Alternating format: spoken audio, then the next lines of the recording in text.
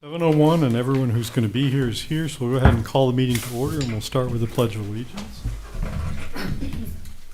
I Pledge allegiance to the flag of the United States of America and to the republic for which it stands, one nation, under God, indivisible, with liberty and justice for all.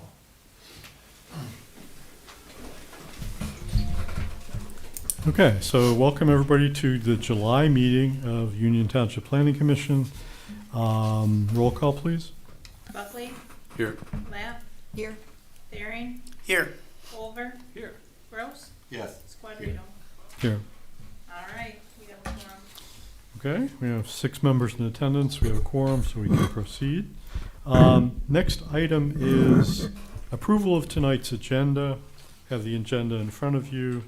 There's 2 new business items and 1 carryover business item from last month. Is there anything anyone else is aware of that needs to be on tonight's agenda? Or any other issues with the agenda? Move to approve the agenda as presented. Support. Okay, so there's a motion by Olver, second by Gross to approve our agenda as prepared. Any further discussion? If not, all those in favor, please say aye. Aye. Any opposed? Okay, so agenda is approved. Next item is the minutes. We last met June 18th, and you have those minutes in your packet, beginning on page 5. Any corrections to the June minutes?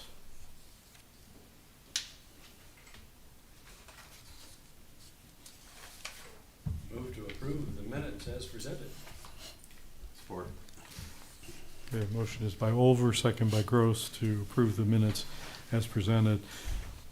I found one slight I'll call it a punctuation issue. On the last, on page 6, on the second page, under extended public comments, Commissioner Shingles, the apostrophe should be after the S.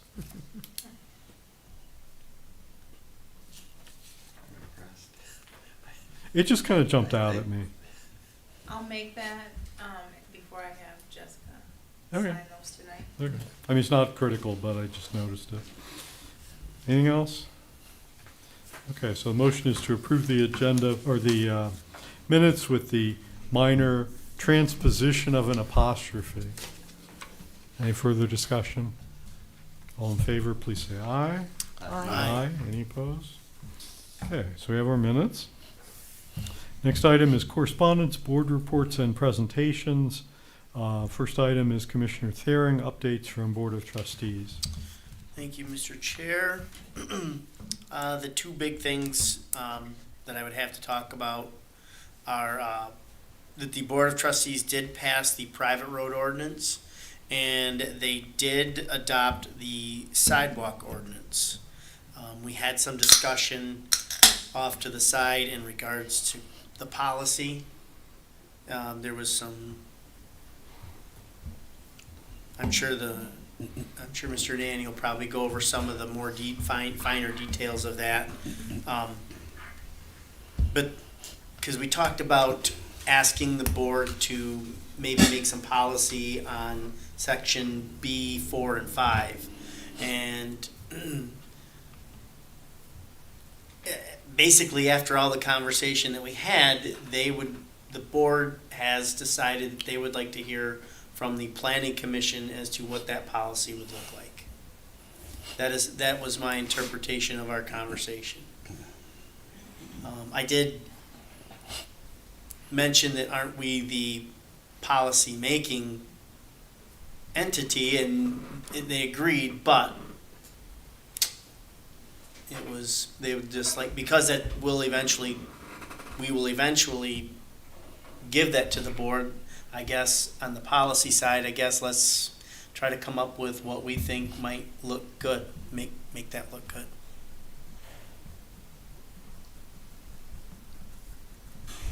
And that's really, no, that's it. That's all I've got.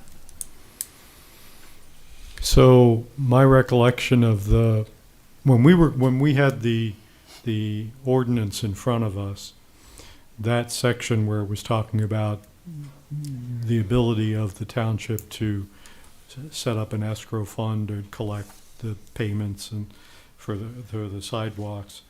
The motion that was passed was a recommendation that those be omitted until there was a policy in place. Is that right? That is correct, and the board decided to approve as is with those in it, noting that the policy still hasn't been approved yet. So there was the opportunity for policy to be made, my interpretation is made, on that part of the ordinance, or any part of it, I guess, for that matter.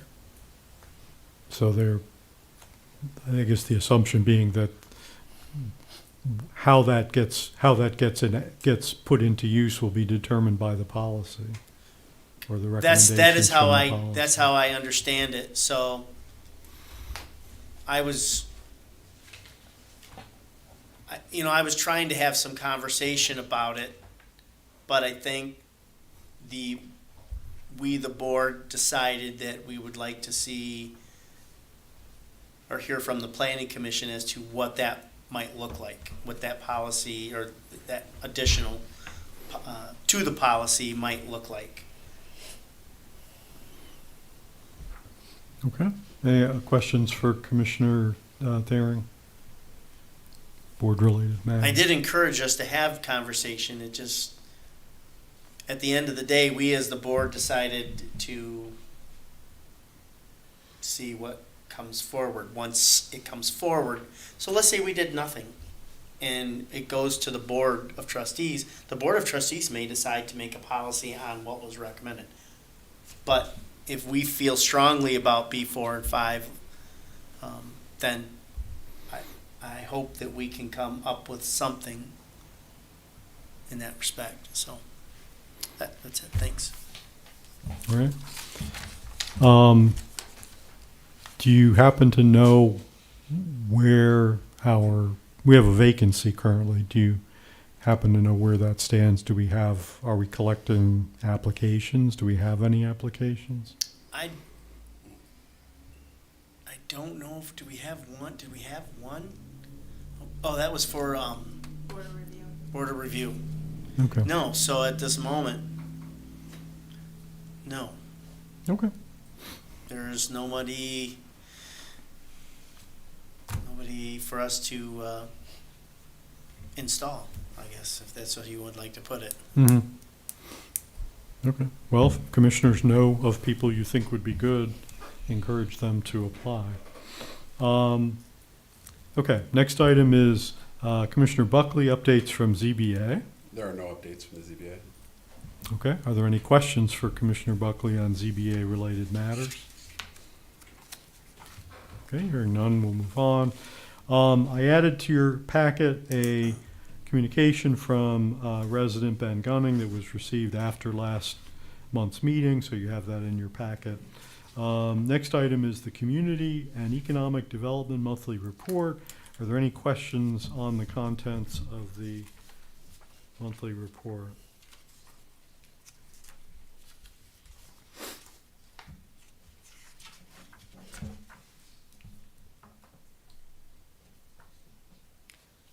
I did have one question under the sidewalk pathways and Parks and Recreation Plan for the securing easements needed for new sidewalks. I thought the north side of Pickard, east from South Lincoln to the existing sidewalk, that those easements had already been received and that was construction ready. I thought that was reported to us last year. No, unfortunately, we thought that this property, the stretch of Pickard here, had road right-of-way. Even our township engineer thought that it did, because at one point apparently it was it was owned by the state highway department. It turns out that at some point after the road came under the jurisdiction of the road commission, they abandoned that additional road right-of-way. So it was not sufficient right-of-way on the north side to put the sidewalk in all the way through.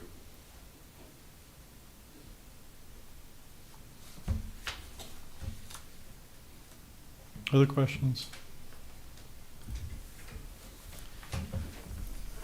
It's a very thorough, multi-page report as always. I will admit, I always turn first to the zone ordinance enforcement activities section. Probably because I'm one of those people that reads the court log first in the newspaper.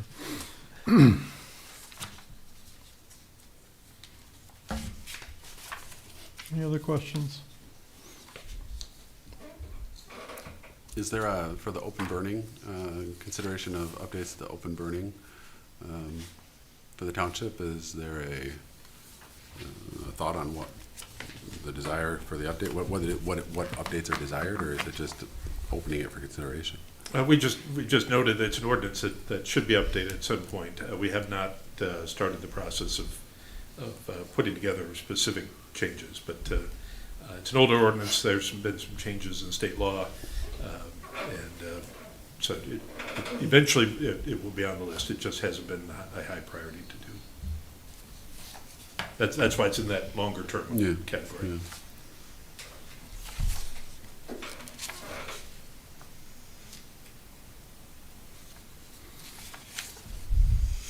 Any others?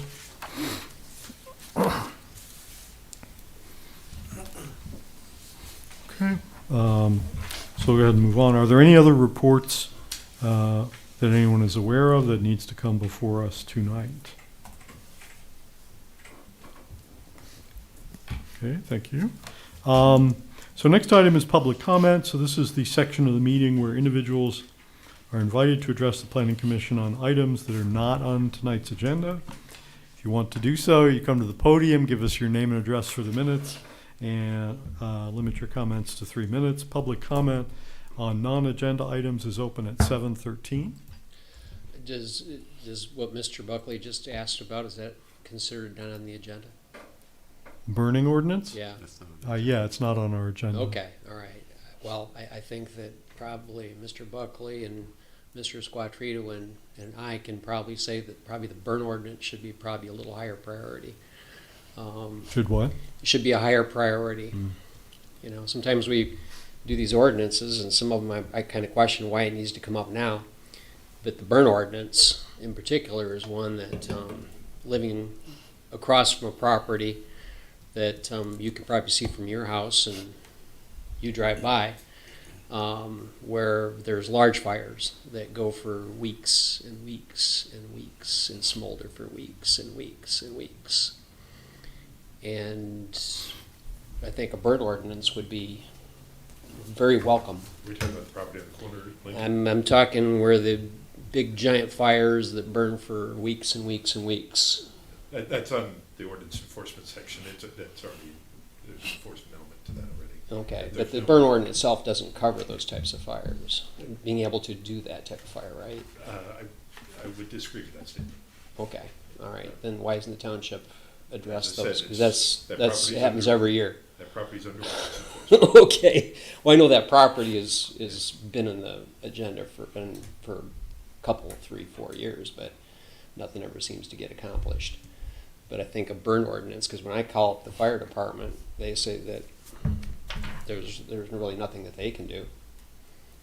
You know, if I'm living down the street from that place and having the smoke smolder for several days where you can't go outside of your house, or the ashes fly over your house, which happens, then it should be a higher priority for Union Township. So, that would be my first public comment. Can I make a second public comment? Do I have to sit down first and reintroduce myself, or how does it work? No, I think you've got the floor. Okay. I don't think you So- actually introduced yourself, though, even though. Oh, okay. Well, I'm sorry. This is like my second public comment of the day. Ben Gunning, 2280 East Broomfield Road. So I'm going to ask for a break of protocol if I can, because I'm not going to be able to make it for the second one, and by the time I'm here for the second one, the discussion is going to be over with. And I really think that at some point in time, this board in particular should look at where your public comments are placed, because it certainly doesn't seem fair that you have a discussion in the middle of a meeting and you can't discuss it until after the discussion's already over with. So, I mean, I think it should be, you know, It should be, if you're gonna have a discussion on something middle of the agenda, then you should have a public comment at the beginning that would allow at least some, some discussion. So, but I would ask for a break in protocol if I could. I have no issue, because I kind of agree with that statement.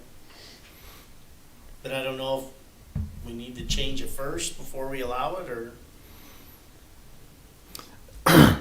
Well, I guess what I would say would be when a person is making a public comment, it's always up to the chair, I think, to judge whether they're staying within the kind of okay, spirit of the idea. So we don't have a large crowd tonight, and we're not, doing badly for time. So if you have a short, succinct comment to Okay. offer on something, I then could go out and get my pitchfork and torches if you want. just go ahead. You might run afoul of the burn ordinance, so you shouldn't do that. All right.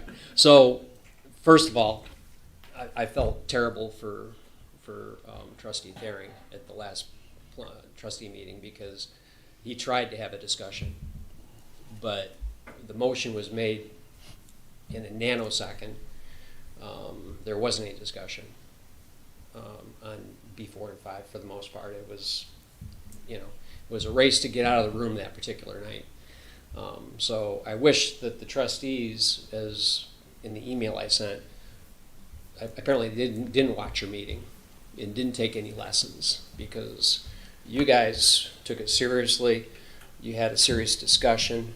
You had some issues, and you made suggestions. But once it got to the trustee meeting, it was 3 minutes max before the motion was made to approve with those items back in. So, again, I hope the next trustee board, the next election, brings some changes where you get some adults in the room that are willing to put the time in. That's number one. Number two, as I told Mr. Nanny earlier today, is that the proposed policies, I thought, were pretty fair.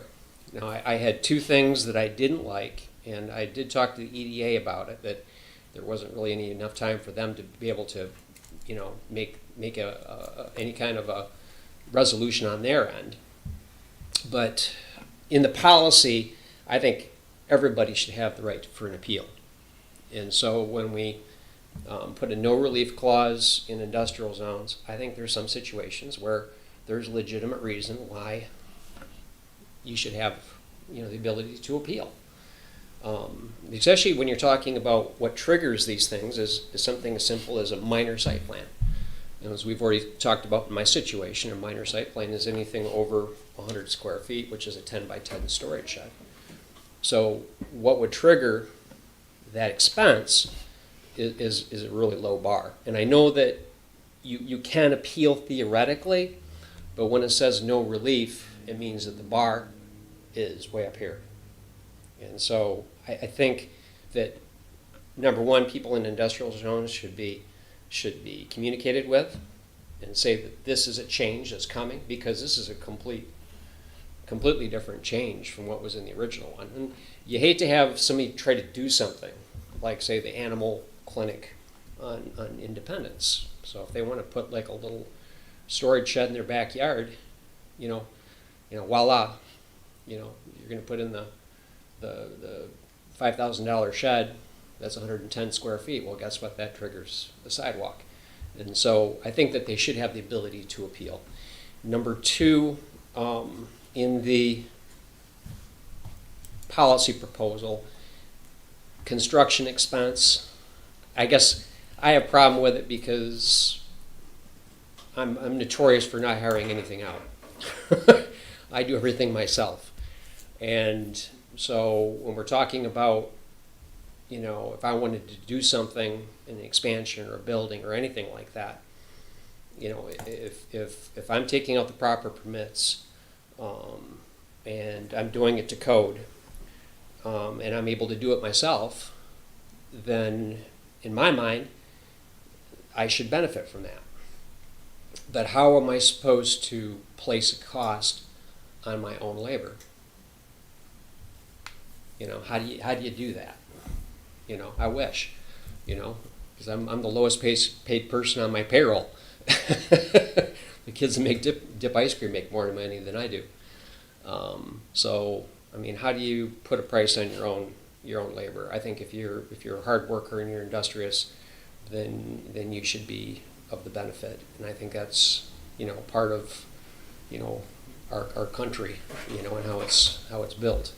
So, those are the things I had, and there's no pitchforks and torches, and I appreciate your time. Okay, thank you very much. Any other public comments?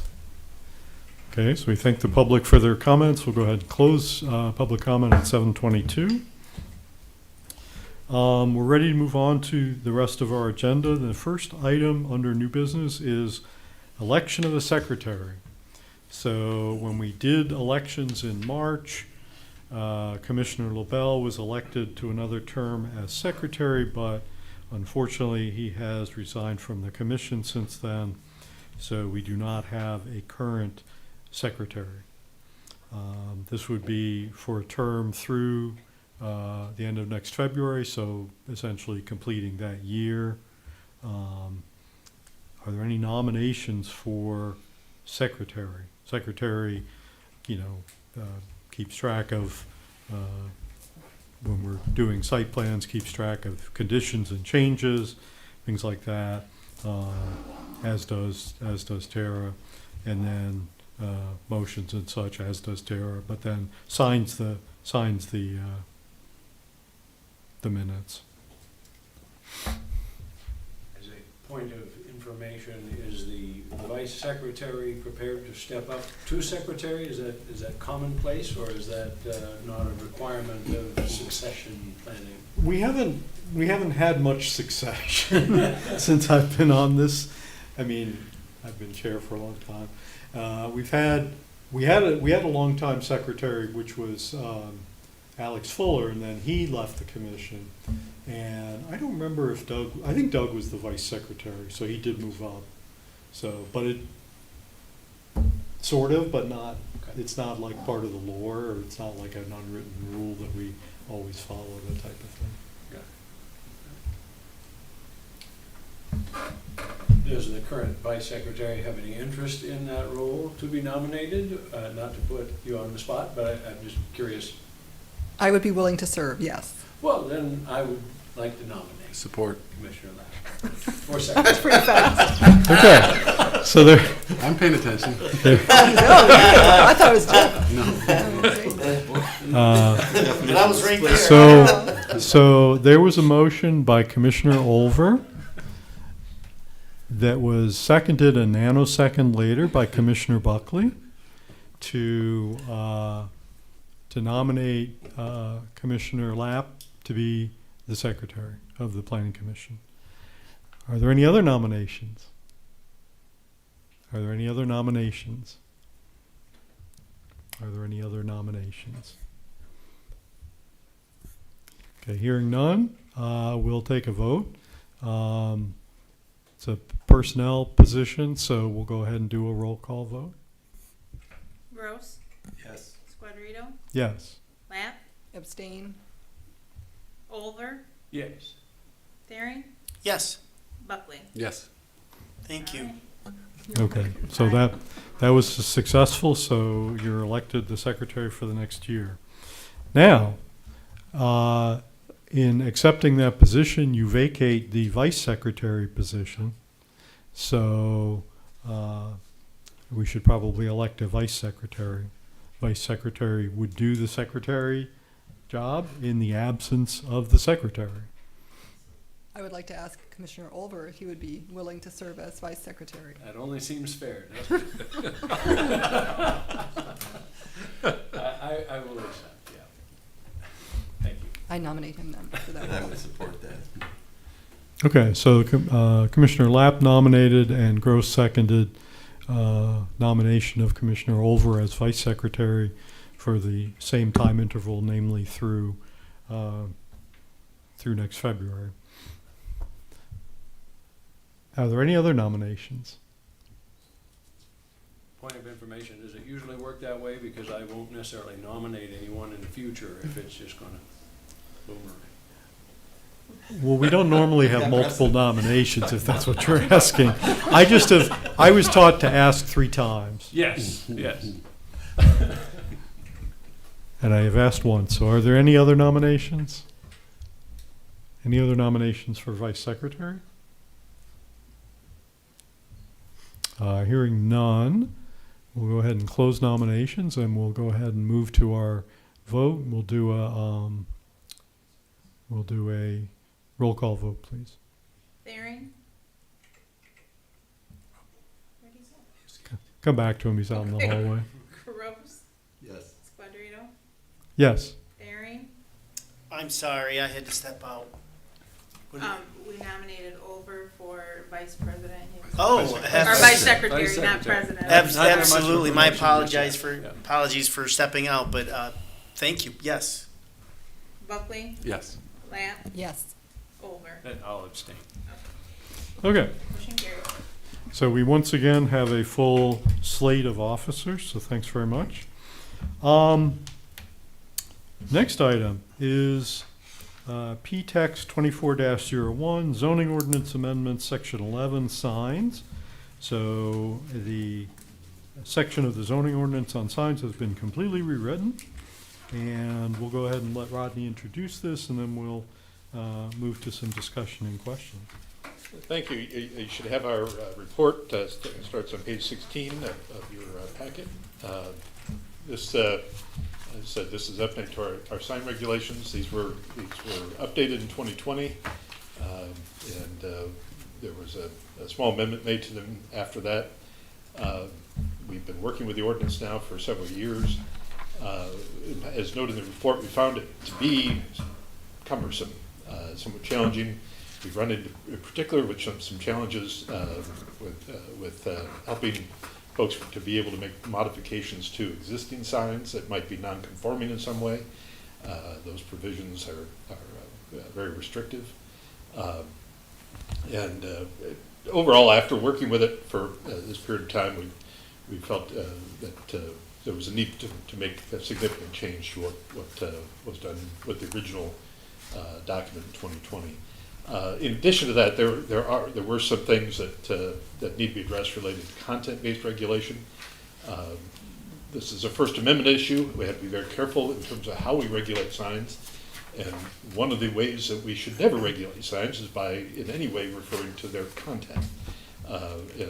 Although the current ordinance, when it was drafted, the folks that drafted it improved on what we had before, which had a great deal of content-based regulation in the 1991 ordinance.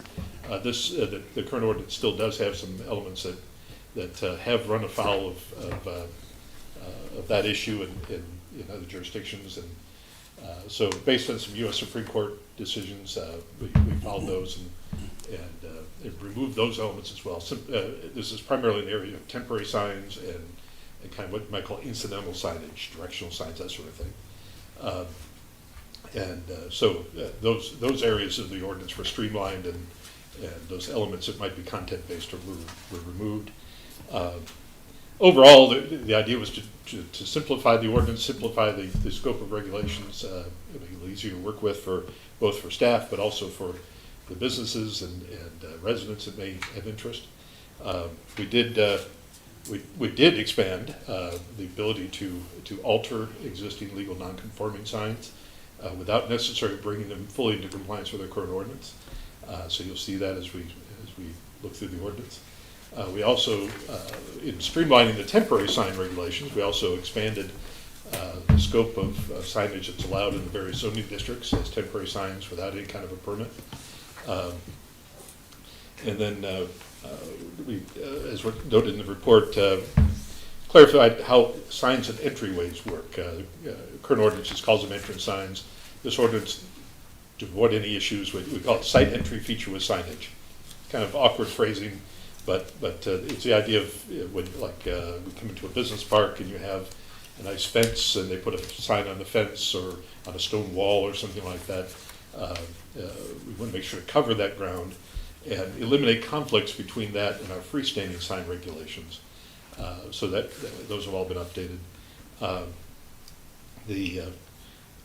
We did, I think a significant change was language related to billboard signs. Our current ordinance still does allow for some new billboards. It has long been the policy of the state of Michigan to discourage new billboards. And in fact, it's very, very difficult to be able to put up a new billboard along the state highways. The billboard companies that do that have to remove certain other billboard signs, and it's very restrictive on that. Our ordinance did not need to be as permissive as it was, and in fact, as we proposed it, we proposed to prohibit new billboard signs. There are plenty of existing billboards. Those are allowed to remain, and they will be allowed to be modified or improved on over time, just like any other non-conforming sign. But this proposes, for the reasons stated in the ordinance, to prohibit new billboards. So overall, that's the scope of it. Overall, we believe this ordinance will actually be allow a little bit more signage in some cases, in many cases, in fact, that's currently allowed. But most importantly, it will create much more flexibility for the business community in particular, but also anybody that may be wanting to put up a sign in their front yard for some reason. In terms of the size and what's allowed and how many, it's much easier to work with than the current ordinance. So with that, I'm happy to answer any questions as we go along. This is coming before you for the first time. If you're comfortable with it, if you're comfortable that it's ready for a public hearing, you certainly could take action tonight to make a motion to authorize a hearing. If you'd like to have more conversation, or if you see things that we should be revising, we're absolutely fine with that as well. So, as I said, I'm happy to answer your questions you may have. Okay, other questions for, the next piece of this is commission discussion and questions. So if y'all have questions for Rodney, you're welcome to ask him at this time. Just to remind us, because we've done this before, obviously, but how is the public hearing communicated? Is it newspaper? What else? Because I'm imagining that it's really the businesses that you want to reach, right, in terms of they're the ones who are going to be primarily doing signs. So the public hearings, per state law, are posted in the newspaper. It's one publication, the notice in the newspaper. That notice has to say the date, time, and place of the hearing, and also have a summary of what is being proposed. And you can actually see the summary that will end up in the hearing. It's that paragraph right at the top. In addition to putting it in the newspaper, that's at least 15 days before the hearing date. The notice is also posted here at the Township Hall on the front window, and is posted on our website. And the copy on our website will have a copy of the proposed ordinance attached to the notice. That goes right on the front page of our website. And then there'll be a copy of the ordinance available here at the hall. Everybody wants to see it here too. So that's what's required for a hearing. Mm-hmm.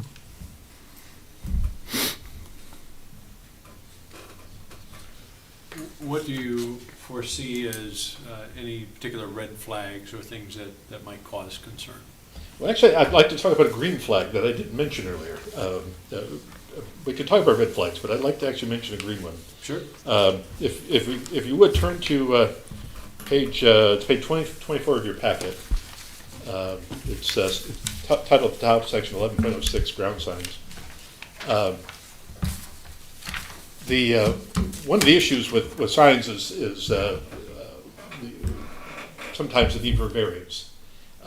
Some people say, well, I need a taller sign, or I need the sign to be closer to the road than the ordinance allows, various things. And there have been a few variances granted for signage along those lines. And it's usually related to a condition, that something related to the road, the width of the road, the speed of the road, topography, something is causing a problem. And so what we've tried to do here on this page, in the table at the bottom that's entitled Permitted Modifiers, is to build into the ordinance those conditions. And so you'll see there, what we've said is we've basically set, up in the top table, you'll see we've set a standard for ground signs.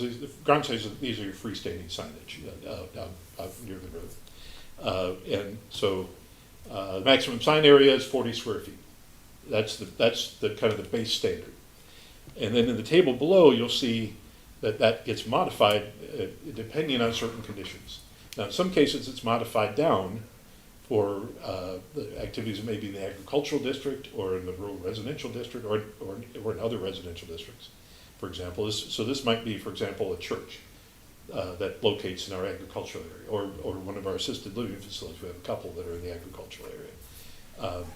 Their signage would be a little smaller than 40 square feet, simply because they're in that rural environment. So it proposes to reduce that by 8 or 12 square feet, depending on which district.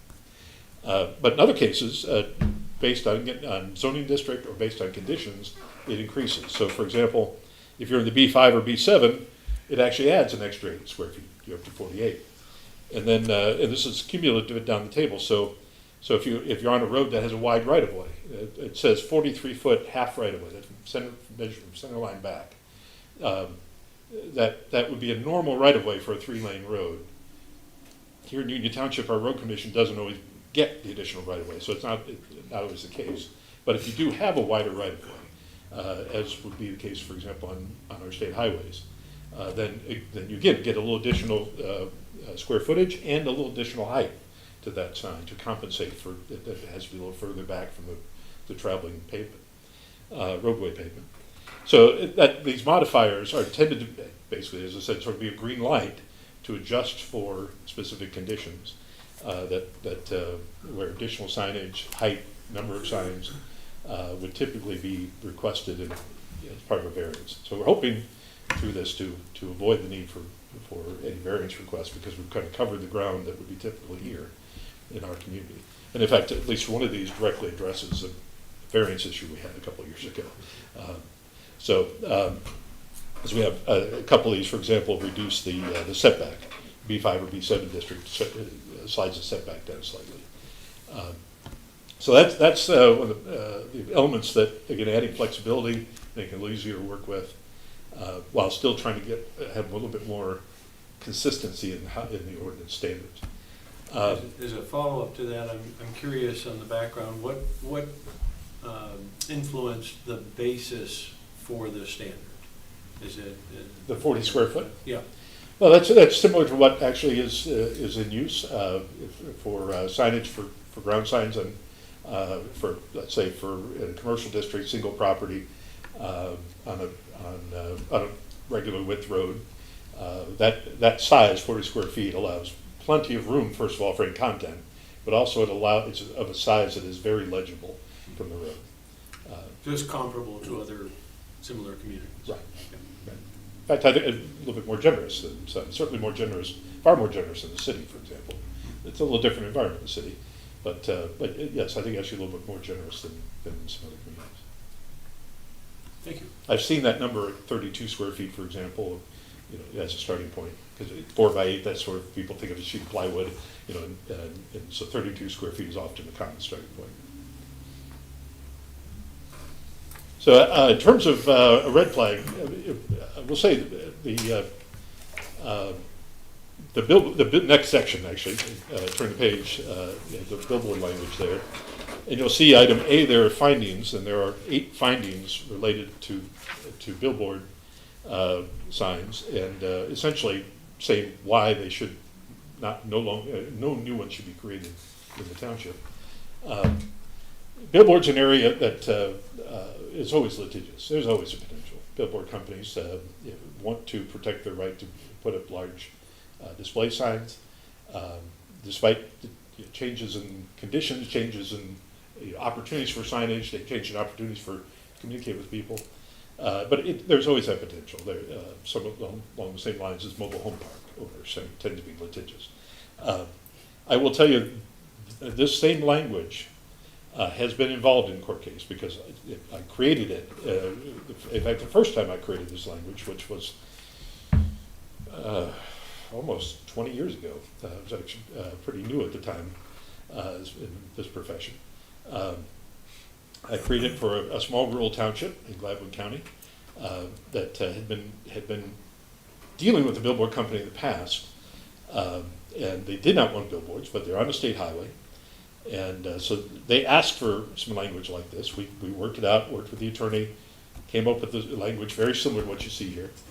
And in fact, a company called Billboards by Johnson sued the township over it because they wanted a test case. They didn't want that to happen, and so they proposed a billboard, denied, they sued, they lost. They lost at every level of the court. They finally gave up in the Court of Appeals and let it go at that point. So this language has been court tested. But if there's any red flag, it would be that there's always some potential for a billboard company to say, we want to do something, why are you not letting us? And that's really why, frankly, we have the more flexible, non-conforming sign language that allows them to potentially make changes to existing billboards, including, in some cases, to be able to change those out for electronic message board, for example. You see that more often now, that the boards will change every 10 seconds or so on the highway. And that there is potential for them to be able to do that under this ordinance for an existing billboard. They still have to meet all the state requirements for that, but there's potential for it. What sort of volume do you all see in terms of sign permits? How big of an issue is it, do you see? I don't know how many sign permits. I don't recall what we did last year. I wouldn't say we get any more than maybe a dozen a year. Would it be, along those lines, I mean, I see that there is some language in here that speaks to like entry signage for like a subdivision, for example. If a homeowner erects I don't know, let's say a fence, or, I mean, if they do a brick monument or something like that they're gonna landscape around, and they're putting their street address or name or something like that on it, does that fall under signage permitting, or is that? So if you look on page 21 of the packet, it's section 11.03, signs allowed without a permit, right up at the top, address numbers and nameplate. Oh, okay, that's what I was looking for, and I didn't, okay. So the address numbers, the nameplate talks about going on the building wall. Okay. But the address numbers obviously go wherever anybody chooses to. I was, because when I was looking at it, I was looking at ground signage and thinking that, well, if I put it on if I had a brick pillar and then one of those, like a wall coming off it, that's, is that considered a freestanding sign or something like that? But that makes sense. Yeah. Okay. You often see somebody with a great big rock, Yeah. and their name is Lasered or etched into it. Yeah. Right. What was my other question?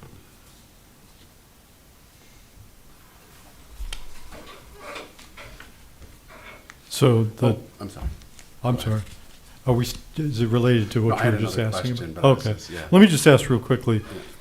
Pylon signs are the super tall along the highway. Home Depot is a good example of that, the sign out in front. Yes, very tall signs out by US 127 primarily. Okay. And then I found a typo on that page 25 or page 8 of the ordinance. 1107A4. Billboards are not appropriate there's an extra or in there. Excellent, thank you. Between that and the apostrophe, you're on a roll tonight. Yeah, but they're like needle in a haystack things. I just happened to see something. Always appreciate the additional eyes on these things. I don't know if this is a strange question or not, but I know that the city has at least had the issue in the past. I don't know if they still do or not. Humans holding signs. I got it. Okay. I've dealt with this one before, yes. And our current ordinance doesn't deal with it very well. Signs allowed without a permit. Turn to page 22, turn to the last part of that. It's actually, the subsection is called Other Signs and Sign-Related Activities. Item 9 there up towards the top of the page. Last item in that list of other activities. Signs carried by or affixed to clothing worn by persons. Are signs allowed without a permit? Go for it. Enjoy. Carry it around as much as you want. What if the person has a sign but no clothing? That's probably. There's some permitting involved in there, isn't there? You see that here we have an or that is not an errant or. This is an or that is very important. Signs carried by or affixed to clothing worn by the person. So they can be carrying the sign, or they can have clothing with signage on All it. right, all right. So we do not regulate what a person wears. I know the city at one point, I mean, they were getting so many liquidation sales, and that they were trying to take steps to limit it. Is that, I mean, is it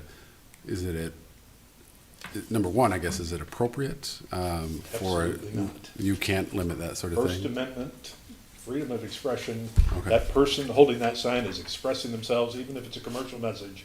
I do not want to get anywhere near Okay. inhibiting their ability to express themselves, even if they're being paid $10 an hour to do it. Okay, all right. So I guess that's why we still see them Today. holding signs Probably inside the 25%. city limits.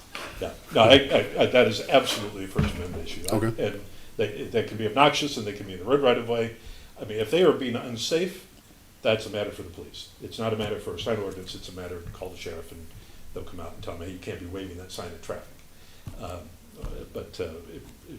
This is clearly expression. When Right. somebody's holding that sign or wearing it, so we don't even want to go there. Okay. We have, although it's not in this subsection, we have similar language for signs on vehicles. You often see those billboards, those rolling billboards now that they will do. We had one over in Pickard just the other day. It is not a topic that I want to even get into, because again, they're expressing themselves, and it's not fixed on the ground. It's rolling along. It's here and then it's there, so it is simply, as our ordinance says, basically, unless it's staying in one place, it's not considered a sign under this ordinance that requires any sort of permit or approval. So, Okay. So the vans that are driving around with the, yeah, university events, you'll see yeah. those vans driving around advertising something. Yeah, that you can find that language on page 20 up towards the top. This is general standards for signs, so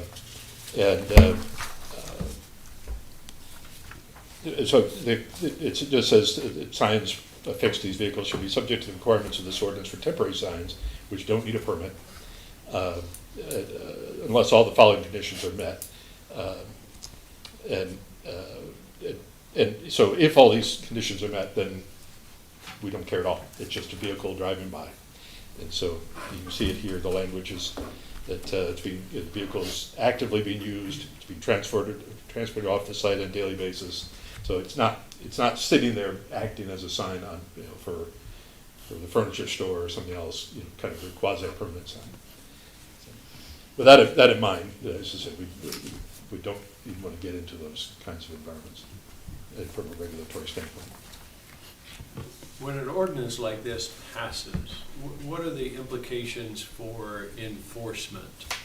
Does that go back and look at existing signage? Is it new signage or current permits? How does that work, and what do you see in terms of increased volume of activity for staff and for enforcement? Well, I think there may be some signs that are non-conforming now that may no longer be non-conforming when this passes. Because, as I said, this is a little more flexible, easier to work with. In any case, with signs, certainly a new signage would simply follow these requirements. Any existing signs would come under this non-conforming language. So if you turn back to page 27 of the packet, you'll see the language related to non-conforming signs. So these are ones, they were legal at one point. Like the Home Depot pylon sign, they're not legal now. Even under our current ordinance, that sign is not legal. So it's legally non-conforming with our current ordinance.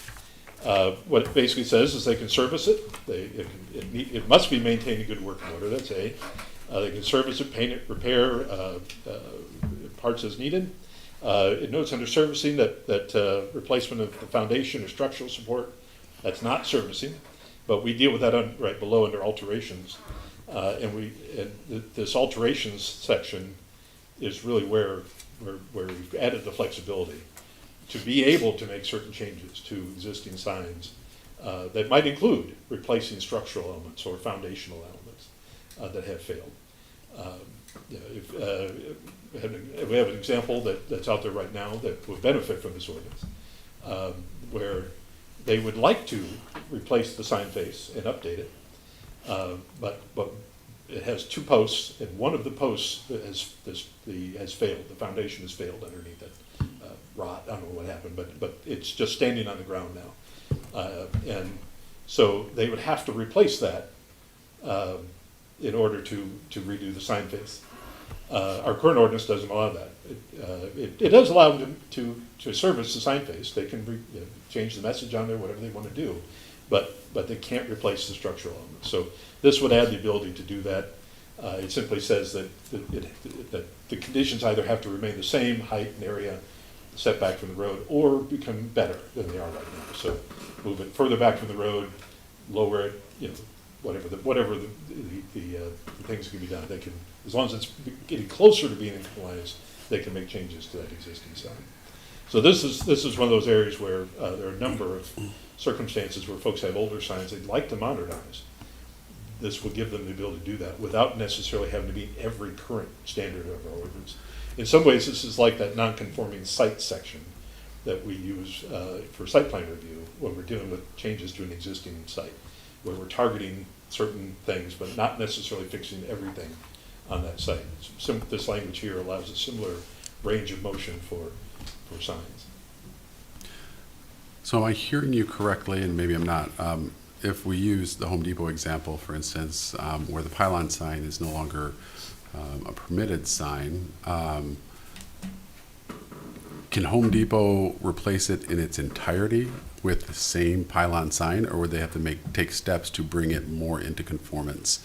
I mean, what this is describing talks about structural support, that sort of thing, but can someone replace a sign that is no longer permitted in its entirety with the same sign? So this would allow a pretty broad range of changes. And for that one, it has one post, all the way, one foundation. So yeah, I suppose if the foundation's failing, then yes, if they had to remove it, they could put the sign back within the scope of what it was. I will say one caveat on the Home Depot sign. We're using it as an example here. I believe that sign has a variance associated with it.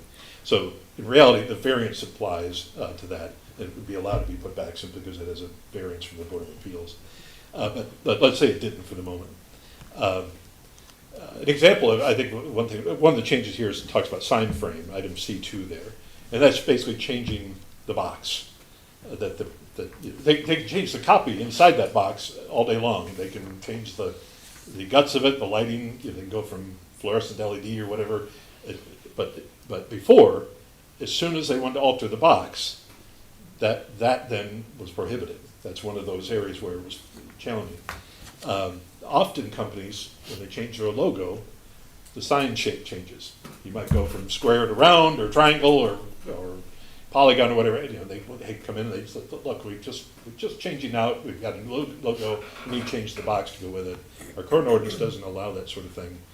This proposed one would allow, as long as the change either keeps the total sign area the same and the height the same, or reduces it. And that's what we would hope that they would do. This allows them to just put it back the same size, but we would hope that they would bring it a little bit more into compliance. Same thing with the foundation. It might be that if, for example, there was a catastrophe and tornado came through and wiped the sign to the ground, they could rebuild it. We'd invite them to consider rebuilding it shorter, but they could, under this ordinance, put back what was there. And I think that's important. This is, again, about communication. Signs are a communication tool, and they're important. And for example, that Home Depot sign, it's set back pretty far from the road. If it wasn't that tall, it would not be seen from M20 because of where it's sitting. Now, it's sitting back there because of some oddities with the road and turning movements and such. That was the only place it could go. So there's good reasons for granting the variance that were granted. But we do want to make sure we're allowing anyone that wants to put up a sign to be able to fully communicate what they would like to communicate on that sign, while still trying to avoid a proliferation of signage that creates blight for the community. It's a balancing act, this ordinance balances more on the side of being more liberal on signage than trying to squeeze, essentially. Frankly, our current ordinance squeeze pretty hard in some areas. And we're trying to be a little bit more balanced on that. And certainly, as I say, if we're leaning more on the larger signage than less.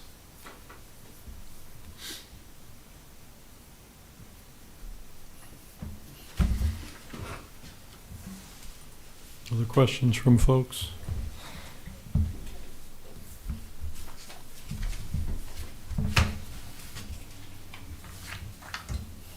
So the next step, you said, is a public hearing, there's an opportunity to weigh in, then it comes back here, or it goes to the township board? So I think, so the next step would be a planning commission public hearing.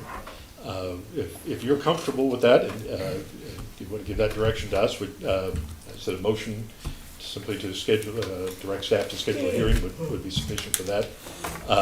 That hearing would be held at a future meeting. It'd be part of your regular meeting agenda. The process for any change to the zoning ordinance involves that public hearing and a recommendation from this body to our Board of Trustees. Similar to what we did with the sidewalk ordinance and private road ordinance and that, except this is governed by our state zoning act. So your role is to hold the hearing, take public comments, consider those, and then make whatever recommendation you'd like to make related to the amendment to our Board of Trustees. Before the amendment goes to the Board of Trustees, it goes to the county. For Michigan Townships, our county planning commission has the right to review any zoning ordinance amendments or rezoning actions by the townships. They have 30 calendar days to do that. So basically, and they don't want to see it until you recommend it.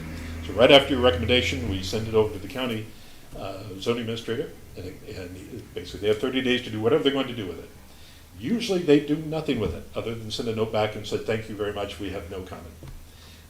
But that's up to them. And once those 30 days are up, or they've responded to us, then it would be put on the Board of Trustees agenda. And the Board of Trustees holds 2 readings on it. So they have two meetings, first reading, kind of introduction and first reading, and then a second reading at a future meeting. In between those two, we have another notice that goes in the paper. It's not a hearing notice. It's simply a notice that the board is reviewing this ordinance. Second reading will be held X date, and then a summary of the ordinance. If the board, after the second reading, decides to, they can adopt the ordinance. And there'll be one more notice in the paper after that the ordinance has been adopted. So if all goes very smoothly, this could be an ordinance in 4 to 6 months?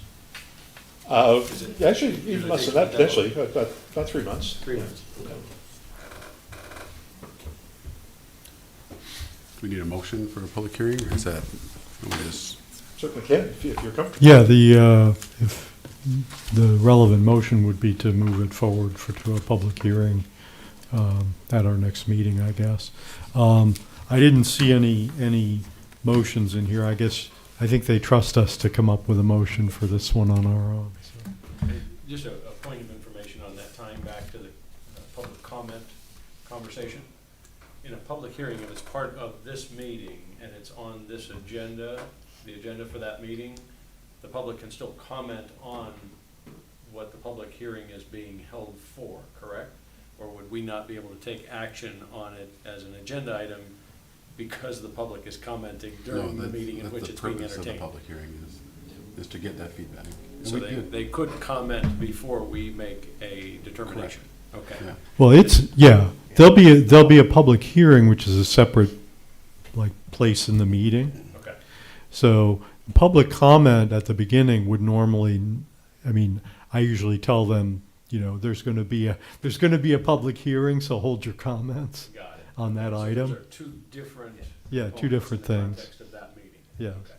We did take steps at some point, and I don't know how long ago, we have now placed the public hearings for an item directly ahead of that, as opposed to being like a public hearing and then 3 agenda items and then the actual agenda itself. I know we took steps to fix that at one point, so. Actually, talking about that, if I may digress just slightly, talking about this public comment period, I know the comment was made by Trustee Theory that the Board of Trustees, their initial public comment period is for items that are on the agenda. And ours is for items that are not. The reason for that is primarily that many of your items are things like site plan approval, which are administrative actions where there is no hearing process. It's actually not really intended, although it happens during a public meeting, it's not intended for public comment because, like for a site plan, as you know, as we've talked about many times, if that site plan meets all the ordinance requirements, both our state law and our ordinance say you must approve it. You have no choice. That if you find it meets every ordinance requirement, it must be approved. And so it's not a case where there's discretion, that even though it met all the requirements, you don't like it, and you reject it. And so that's actually why typically this first public comment period refers to things that are not on the agenda. This is really intended for things that people think ought to be on your agenda. And I understand and I respect Mr. Gunning, and I certainly have no objection to what was done to support him, his ability to communicate that. But that's really why this is done this way for the Planning Commission, is really because many of the items you have are in that realm of you must approve them if the ordinance requirements are met. And for those that are not, like a special use permit or a zoning ordinance change like this, that's why a public hearing is required, so that there is ample opportunity for people to comment on it. Yeah, and our agenda has been structured that way as long as I've been on this body. So it's not a new thing. But it is also perfectly appropriate for the chair to grant a little leeway. So it's a good mix, actually, to do it that way. Okay, anybody ready to make a motion? Yeah, I'm satisfied. I'll make a motion to proceed with scheduling of a public hearing on the matter for our next meeting. Is that appropriate, the next meeting? I'll second. Okay, so a motion was made by Buckley with a second by Lapp to direct the township staff to schedule a public hearing on the zoning text amendment on the sign, chapter 11 on the, section 11 on the signs for our August meeting. Any further discussion? Okay, do a roll call vote, please. All right. Lamb, Yes. Squadrito, Yes? Buckley, Yes. Over, Yes. Shingles, oops, I'm sorry, he's not here, Theory, Yes. Gross. Yes. Okay, motion carries. Okay, thank you very much. So then we're ready to move on to our other business, which is the sidewalk and pathway construction policies update, which is brought back to us from last month. So once again, you have a report from Rodney, which he'll elaborate on, and then we can move into consideration. Thank you. Everybody should have a copy of our report that was dated the 3rd of July. It starts on page 36 of your packet, but actually I'd like you to start on page 38. We were talking earlier about what the Board of Trustees did at their last meeting related to the sidewalk ordinance. As was mentioned, they did decide to leave in the two subsections that you as a planning commission had recommended be removed. They took a different approach, and that's what's outlined here on page 38 of your packet. You'll see in the middle there that little screenshot.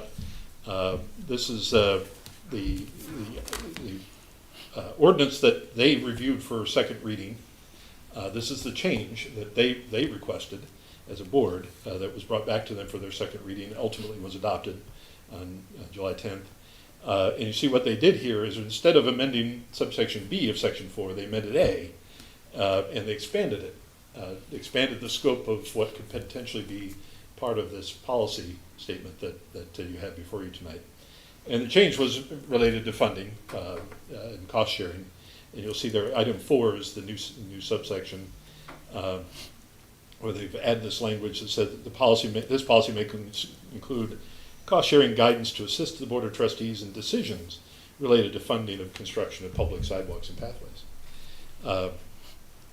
With that, I do want to disagree with Mr. Gunning's suggestion that the discussion was short, because it was not short during the meeting. And actually it was very substantive. And as part of that discussion, as I said, number one, these changes were requested. But there was also some discussion heading along the lines, as was mentioned, I think, by Trustee Thering, about what that policy language might consist of. There was not a specific motion or anything like that, but there was certainly consensus among the board of trustees members as to what that might look like. And so at page 39 of our packet, right up at the top, this list of 7 items, these are the elements that are in the policy. Well, item 1 is new. The rest are essentially noting here that nothing has changed from what you saw previously. But item 1 there, cost sharing guidance.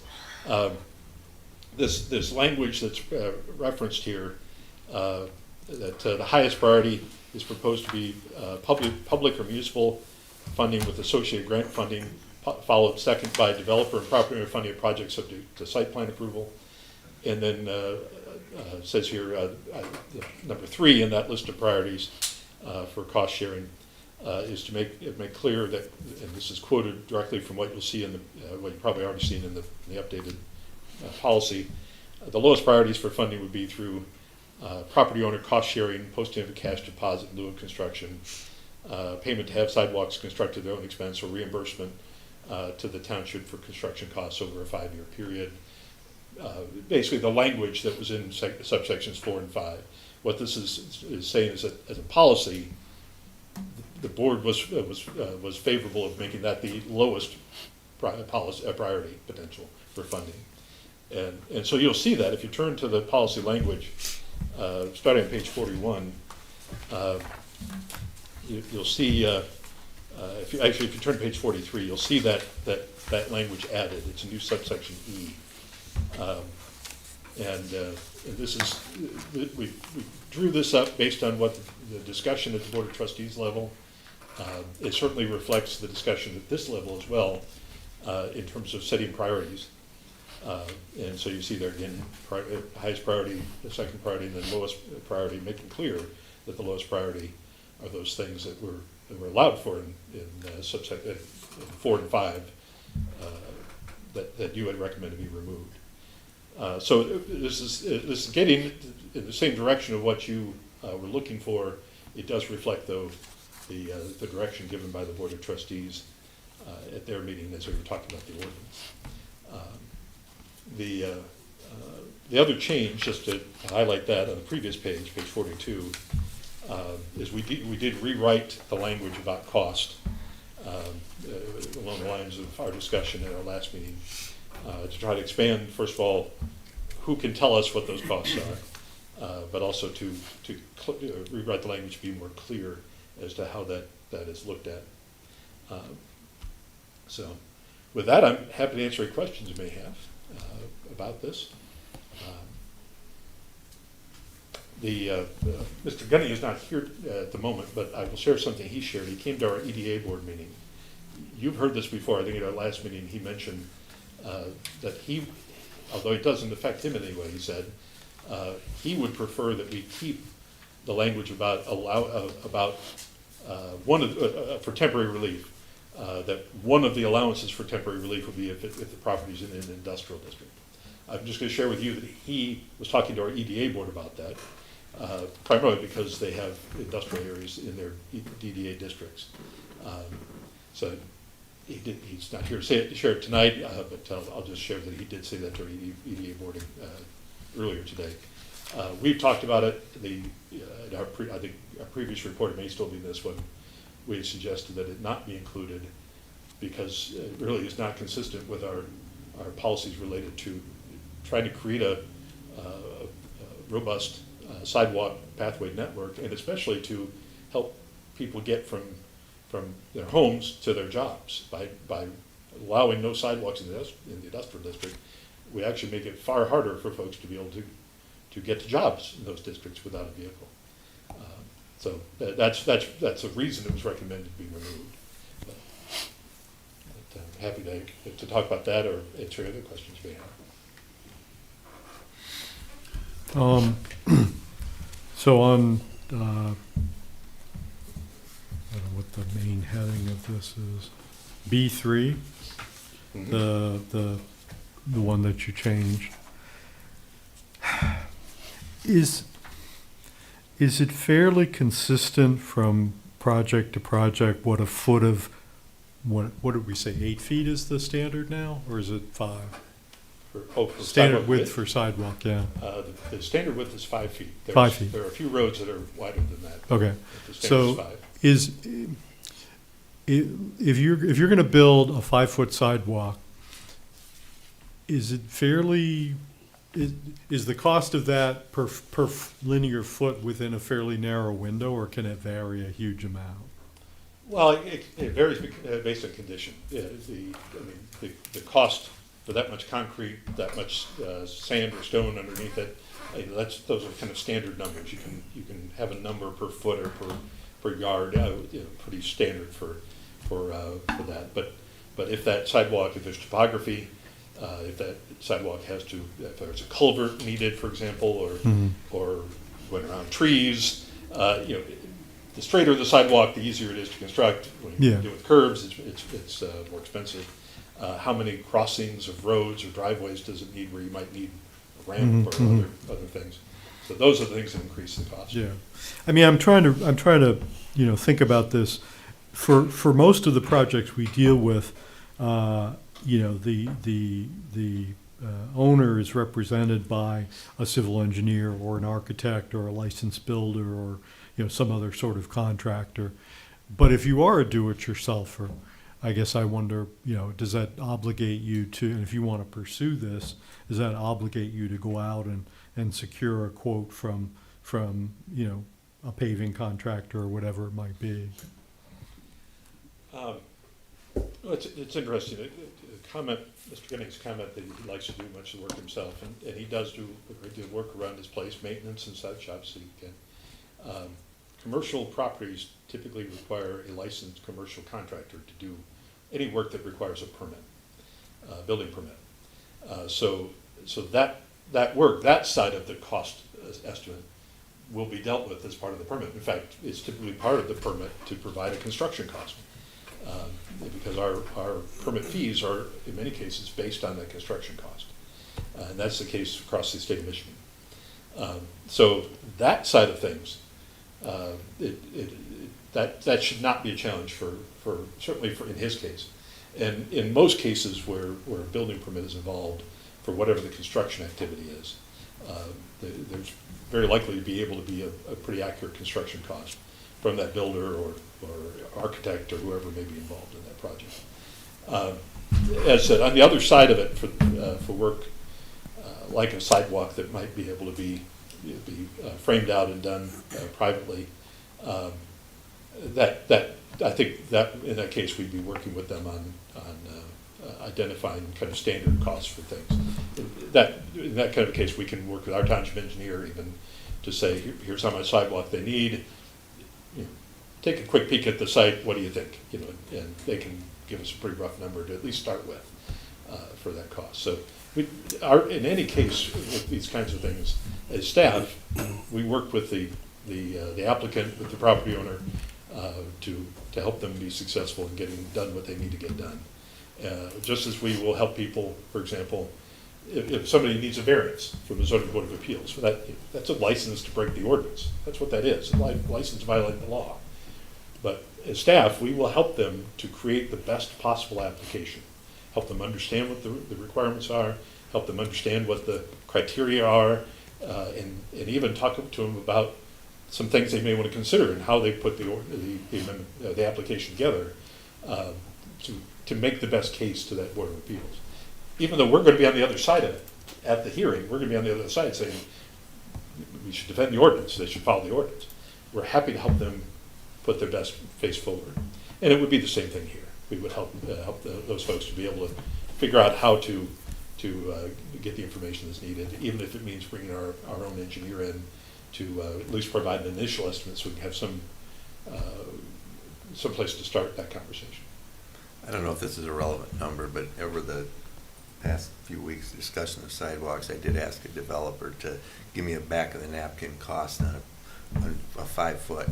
And, you know, of course, it's based on concrete, but that, and this is strictly spitball back to the math, it was about approximately $80 a foot for a 5 foot sidewalk. Maybe Peter Rodney can say that's close or not close, but that's a number that I kind of mulled around with. Yeah, I can't speak to anything more accurate than that. It seems to me that I was confused by Mr. Gunning's comment because he was asking about, you know, when he does it himself, what are his wages worth? And in doing it himself, he is not paying himself to do it, and he's reducing the cost of the project, which he wouldn't want. It seems to me he wouldn't want his time reflected in that, because the lowest he can make the cost of the project, the better chance he has of a sidewalk costing more than the project itself. If you if your labor is factored into it, then that increases the cost and creates more room for the sidewalk to then become 50% or less of the actual project cost. So I wasn't sure exactly, maybe I misinterpreted what he was saying.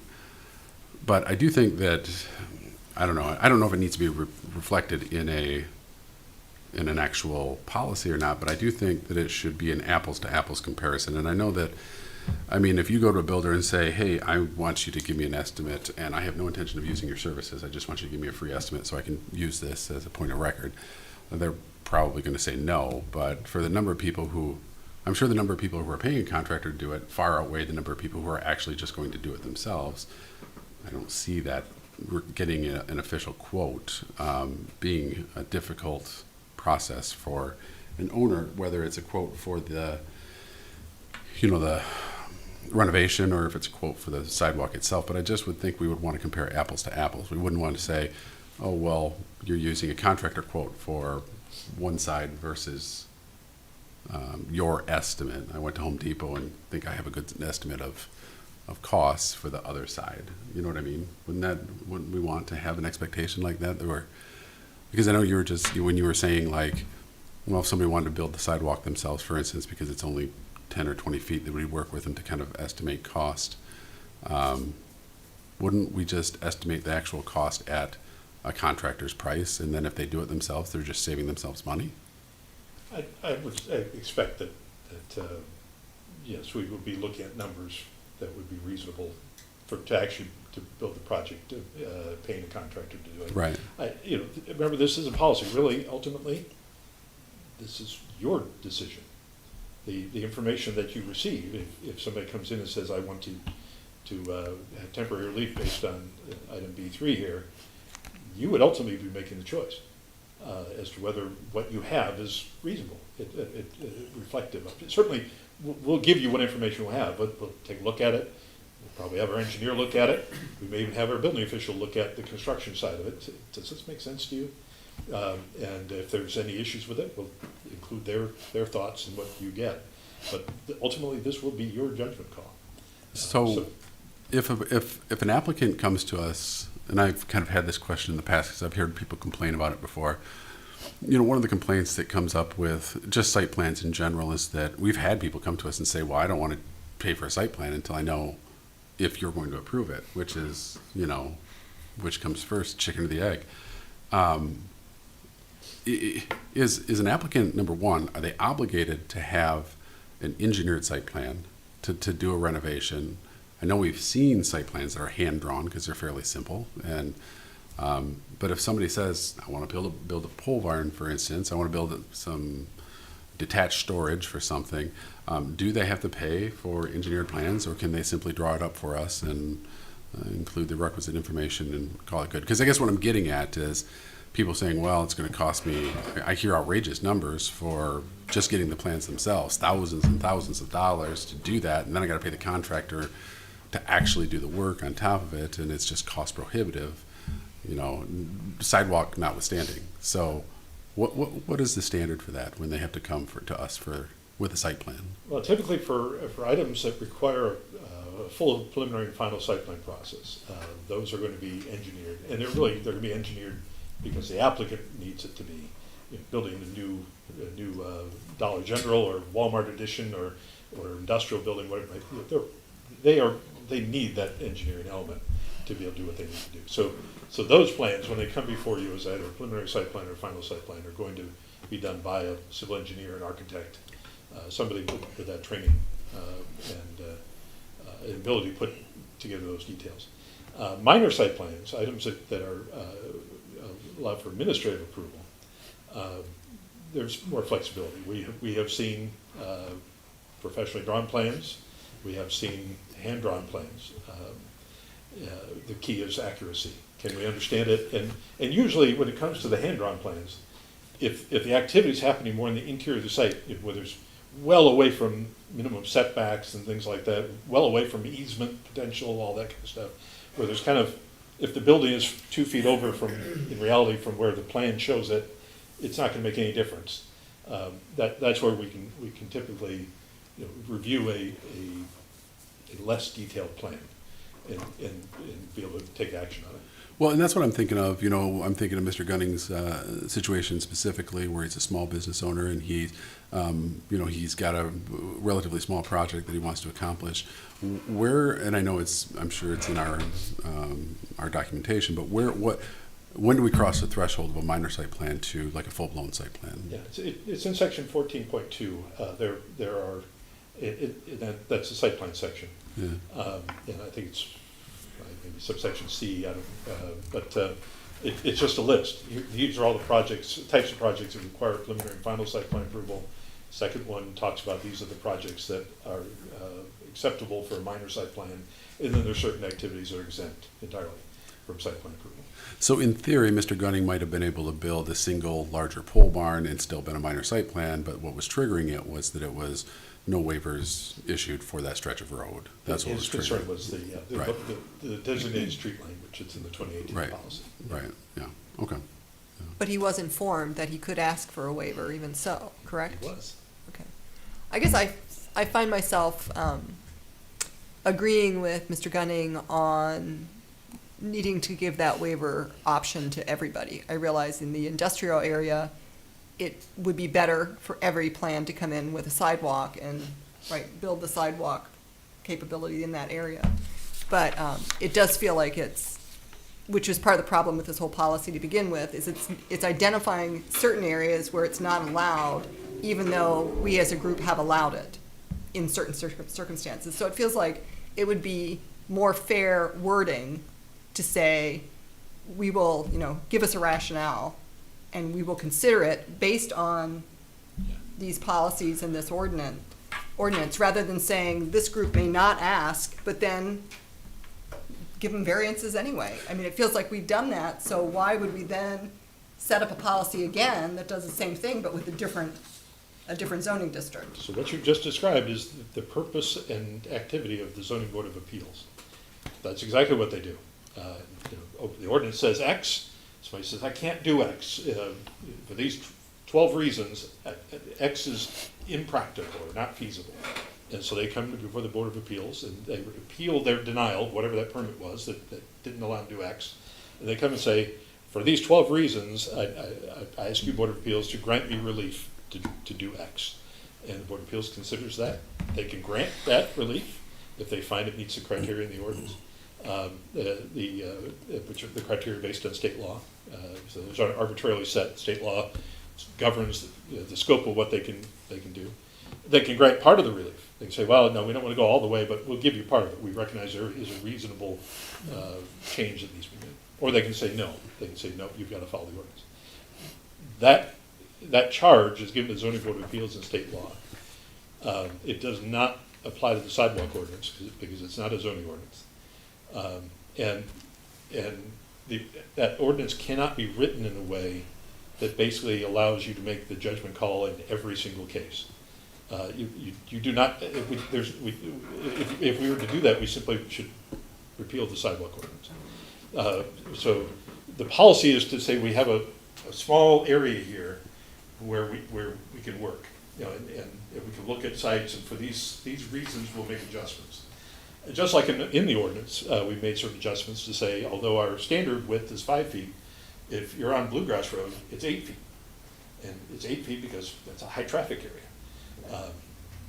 You know, so we have the ability, based on the state law that governs the sidewalk ordinance, to designate areas of the township that might have a different standard. And that's what allows us to have this policy. But we can't just toss it out and say, we don't care what, in every case, because, and this is actually even a challenge for this industrial district language. If you're giving it to the industrial district, why can't you give it to the B7 and B5 district as well? And just to clarify, Mr. Gunning he didn't ask for a waiver, he asked for appeal opportunities, is what he was asking for. And, you know, maybe that's semantics, but I think you're describing the ZBA as being the appeal opportunity. Well, but the problem is actually, really this temporary relief is the appeal opportunity. The sidewalk ordinance, being a general ordinance, there is no option to create a variance process.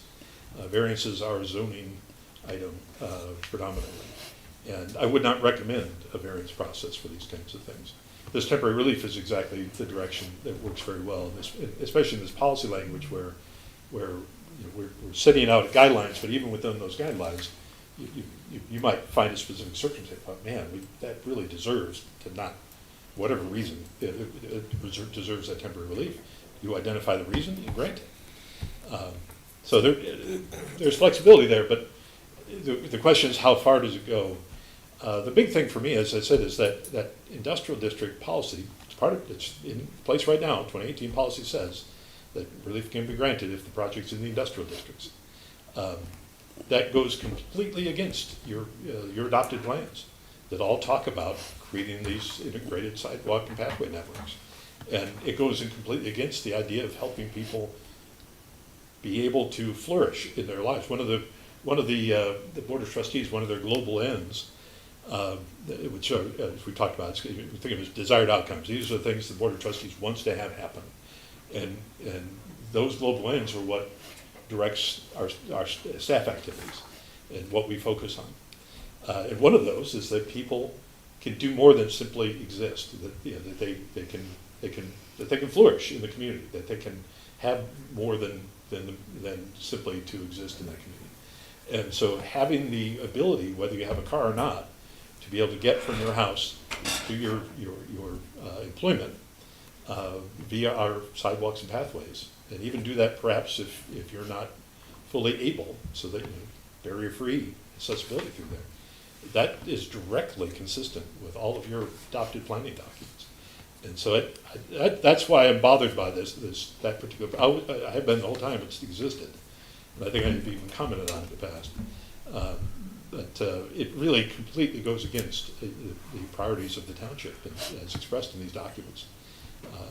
Well, I think that the waiver process that we've had previously in place, this is where I struggle the most, is because when we have any criteria that we set forth that says this, that relief can be granted. I mean, we have in the language right now that it says it may be granted. And anytime that there is an opportunity, like if there's a bullet point list or something like that, where there are pieces of criteria that says a waiver may be granted, the applicants take it as shall be granted. And so they come to us and say, I meet this condition, you have to grant me relief. And that's never been the case, that we can consider relief, but the consideration is not necessarily, we can consider it, but we also have the opportunity to say, we've considered it and no, we're not providing relief. And so it creates a lot of tension with the applicants in that way. The other thing too is that it's very difficult to, I mean, as Rodney was saying, that we want people not just to exist, we want them to flourish. That's the same, that is the same philosophy for business people in town. We want them not just to exist, but to be able to flourish. And it's very difficult to draw a line between where is the threshold between, you know, a corporate body and a corporate entity who has whose primary interests are just simply keeping their, you know, cost margins at a certain level, but ultimately will pay to do the project if that's what is required of them. I mean, anybody is going to ask to spend less money, and their lawyers are going to ask us to do that if they have the opportunity to ask for it. but they'll also spend the money if they're required to, as opposed to a single proprietorship where the decision for them to be able to invest in their business hinges on the ability to maintain, to keep their costs low. How do we set a threshold on that? I think it's impossible to do it and get it right every time. But I think we can do better than we did with our last policy. So I know that's not an answer, but that's, to me, that's the crux of the problem. So Well, I wasn't part of the last month's discussion, so I appreciate getting yeah. more of that explanation and rationale. So when we put numbers on something, like when number 2, when we're talking about 50% of the surveyed section, oh, I'm sorry, with number 3, the 50% of the overall project construction cost, that's why I feel like we just have to have some clarity in terms of an apples to apple comparison if we're going to actually put a number, whether it be a fixed or, you know, a ratio or something like that, so people know what they're bringing in order to make an appropriate assessment. And if we're going to operate off from proportions and an actual cost, I think that we have to expect that we're going to get a professional estimate on the work. I don't think we can just rely on somebody saying it.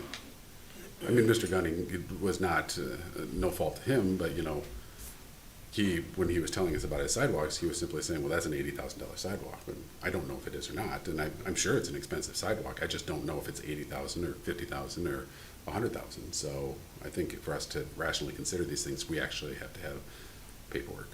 So so does that mean it should be language in the policy that you have to bring something with you? You can't just give an estimate off the top of your head? Well, this does say detailed cost estimates that Oh, yeah, you're right. suggests prepared by some sort of qualified professional.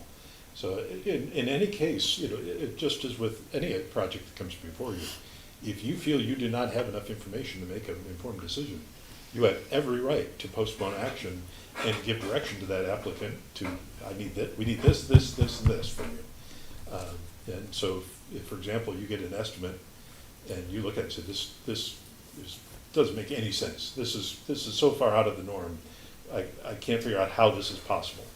You can postpone action and you can direct staff to look into it. You can direct the applicant or both of us to look into it and come back with additional information for your next meeting. So I always recommend that. You know, anytime you don't feel that you can make that informed decision based on whatever the issue is, you have every right to ask for that additional information and to ask for the additional expertise. You know, that if you need somebody here to give answers on something like our engineer or an attorney or whatever it might be, you have every right to ask for those things in order to be able to make an informed decision. So the complaints that I hear from people is that there is oftentimes related to sunk costs. I don't, as a general rule, there's not typically a cost associated with getting a bid. Somebody's going to bid it for you. There can be a cost in terms of an engineered site plan, obviously, but if you're at that threshold, then you're not just dealing with a sidewalk policy. If it's required that you have that type of site plan, you have to get it anyways. I think that sometimes in the past when we've been approached and said, well, we don't want to do a site plan unless you tell us you're going to approve it, is a false argument. I don't think that people should be making that argument to us. If you want to do it, you just need to bring us a site plan to review. So. But is there, to put, whether it's a minor site plan or otherwise, to put it on the agenda, what is the fee for doing so? Could Mr. Gunning bring us a minor site plan like that? I know that administration can approve that, so that it doesn't necessarily have to come before us. But if he's asking for sidewalk relief, can he bring it to us? Is there a cost for him to bring it to us and ask us to look at relief, even though it's a minor site plan? Let's say, I'll answer your question. Let's say, first of all, Peter and I are always available. We make appointments with people all the time, sit down. We sit down in this room, we sit down in the conference room, we sit down over a Zoom meeting, and talk through these things. And so napkin sketches are completely appropriate for those kinds of things. Often those meetings, we'll print out an aerial photo, so it's something to work with and reference that way, and they'll bring their napkin sketches and we're sitting over the photo and scribbling on it or pointing out things and talking about through those details. Mr. Gunning, just like anybody else, is completely welcome to give us a call and set up something. We're happy to meet with people. And I said, very roughly to do that. Yeah, not to interrupt, So- but what Mr. Gunning expressed to me on this particular issue, what he expressed to me was that because it was a minor site plan review, he spoke to the township staff, and he was told, appropriately, it's in the policy, he was told that there's no waiver issued there. And his complaint was that he didn't have an opportunity to speak to the planning commission, who I think he thought might have issued a waiver if he was able to talk to us, but it would cost him money to come to us to talk to him. I did advise him that to actually get feedback from the planning commission, it doesn't cost anything to request feedback on something. Right, and I was just coming to that. First of all, Yeah. Mr. Gunning, it's not fully what Mr. Gunning was told. Mr. Gunning was certainly told what the 2018 policy says. And Mr. Gunning was certainly told that he has the option to come to the planning commission and ask for temporary relief, regardless of what the policy says. Because it's a policy, it's not an ordinance, it's a guideline, not a law.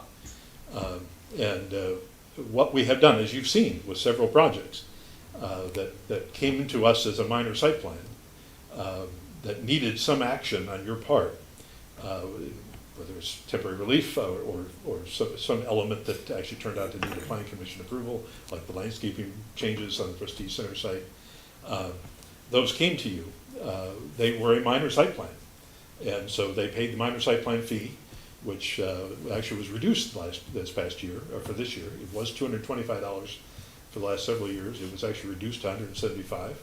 And that was done simply because as we're looking at how much staff time it takes to work with those, we found we had some room there. So $175 fee. Didn't charge them any more to come to you. We brought the site plan to you. And you reviewed the issue that was at hand for that and took action on that issue, and then ultimately Peter then took action on the minor site plan itself. So yes, absolutely, that's how we would do it if a plan is coming to you, a minor site plan needing temporary relief under the 2018 policy anyway. It would simply be brought to you under that minor site plan fee. Mr. Gunning is wanting to come to you with no site plan. Which he can do. He can come and speak during public comment. He can have handouts. He can send something in, as he's done several times, that you can take a look at in your packet. He can come and comment on it. He can even be asked to put it on his presentation, where he can sort of have a little bit more give and take, a little bit more time, where he might be able to, especially as a presentation item, at least get some informal feedback if you want to give any. But typically things are not put on the agenda without an application. Otherwise, there's something formally to respond to. But we have plenty of ways where Mr. Gunning could have received feedback and certainly understood that if we told him, he could come to the planning commission and ask for that relief. He viewed it, I think as you said earlier, as a shall, when really, in reality it's a may. In his case, he was viewed as a shall not be relief be given, whereas may not be given. In reality, that's what this even 2018 policy is sort of structured that way. Yeah. So, I mean, I think at the end of the day, Mr. Gunning felt like he was boxed in and was not able to. I mean, and that he had no alternative or no way to appeal or get in front of the planning commission. And he and I did discuss it, and I did express to him that he could get in front of the planning commission. To at least have that conversation. But that's a common, he's certainly not the first person that has reached out to me and asked about that sort of thing. And I do encourage people that there are ways to get informal feedback from the planning commission. You're not going to get an official decision, but there are ways to get informal feedback from us without having to invest tens of thousands of dollars up front to do it. like I said, the best way is really to sit down with us first, because we can help them understand what the scope is and what their options are, and help them to understand how they can bring something to you, and how that would best be done to fit their needs. Mr. Gunning has chosen not to take that step, and frankly, he chose not to come before you to ask for any kind of relief. He chose instead to change the project, and that's also his option. Just as we talked about with Mr. Beebe across the street, who chose to put the sidewalk in rather than coming to you and seeking that relief. So I don't want to continue to monopolize here, but I wanted to ask one observation, and I don't know if there's a way to kind of validate this or not, but, you know, I mean, I like the idea of attempting to at least create a structure in which somebody, if the cost of the sidewalk is completely out of proportion with the cost of the actual project, to create a structure that would allow us to at least measure that. But is there a way to kind of test this? And again, maybe there's not, but is there a way to test this statement here? Is it appropriate to say 50% of the overall project construction cost? Is it common for sidewalks? I know sidewalks can be expensive with contours, you know, the grade, that sort of thing. Cost of cement, nobody does cement anymore, so you're paying through the nose to get cement. And are all projects going to be, you know what I mean? Like what frequency, or can we even estimate what frequency of projects are going to be at 50% above or below that? Is 50% the right number, I guess, is what I'm saying. I don't know if we can even test that. I would say that there's not really a way to test it. The projects vary considerably. I mean, you heard Mr. Kenny's comments about a very small building, storage building. I mean, there's cost to it for a commercial storage building even of 500 square feet or whatever. But that has a certain cost for that, and in that case, I think the sidewalk certainly would have fallen under this item, because that even if it's $80,000, that's going to be likely more than 50% of the cost of that commercial storage building. But they vary absolutely all over the place. There's not really a way to do it. This 50% was set as a number. Essentially, you know, often in zoning, you see the word reasonable, and this is a reasonable number to say, you know, if it's more than 50%, then the sidewalk is essentially the tail is wagging the dog. You know, the sidewalk is dominating the project. What we're trying to say is that the project that triggered the need for this, that triggered the need for some kind of site plan, is still the most prominent part of the project. You know, the sidewalk is secondary to it, even if it means it's 49% versus 51%. So the only real way to test this is to actually see it tested in real world scenarios and revisit the policy at some later point and assess the effectiveness of it. Mm-hmm. Okay. Whereby the percentage could be amended. We could potentially say, well, we're either approving or turning down the lines, and Yeah. You know, even Mr. Gunning's case could be a test. What was the original size of the building he really wanted to build? You know, and use that as to say, okay, this is what I kind of wanted to build in the first place, and, you know, you could test the cost of that. Mr. Gunning's was actually a pretty unusual case. It was a very small building on a lot with a lot of road frontage. More road frontage than would be typical for a commercial site. And a far smaller building than would be typical for a commercial project. But it did, you know, it's big enough, you know, the things that trigger that sidewalk is kind of will drive, you know, that 50%. Oh, well, sure, yeah. I mean, I built a barn at my cabin a few years ago. I had to have engineered plans, and so I paid, I think, $750 for engineered plans for a barn.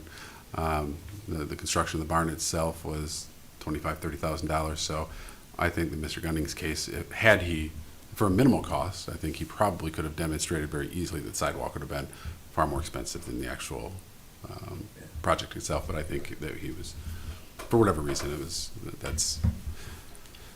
he just found himself, he felt as though he was boxed in and didn't have a choice. Well, and I think just in conversations with him, I think part of it too was if you meet the criteria of the sidewalk, which also meant you had to change the sign, so that involved sign ordinances, and then, you know, when you start doing those setbacks, all of a sudden you lose parking area.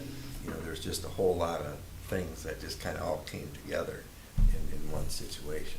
I think the sign ordinance that we have now would certainly benefit, or I mean, that we're recommending for public comment would benefit him, because he's non-conforming sign and through no fault of his own, but I think it would be more flexible with what's being proposed to be able to maintain that sign. Okay.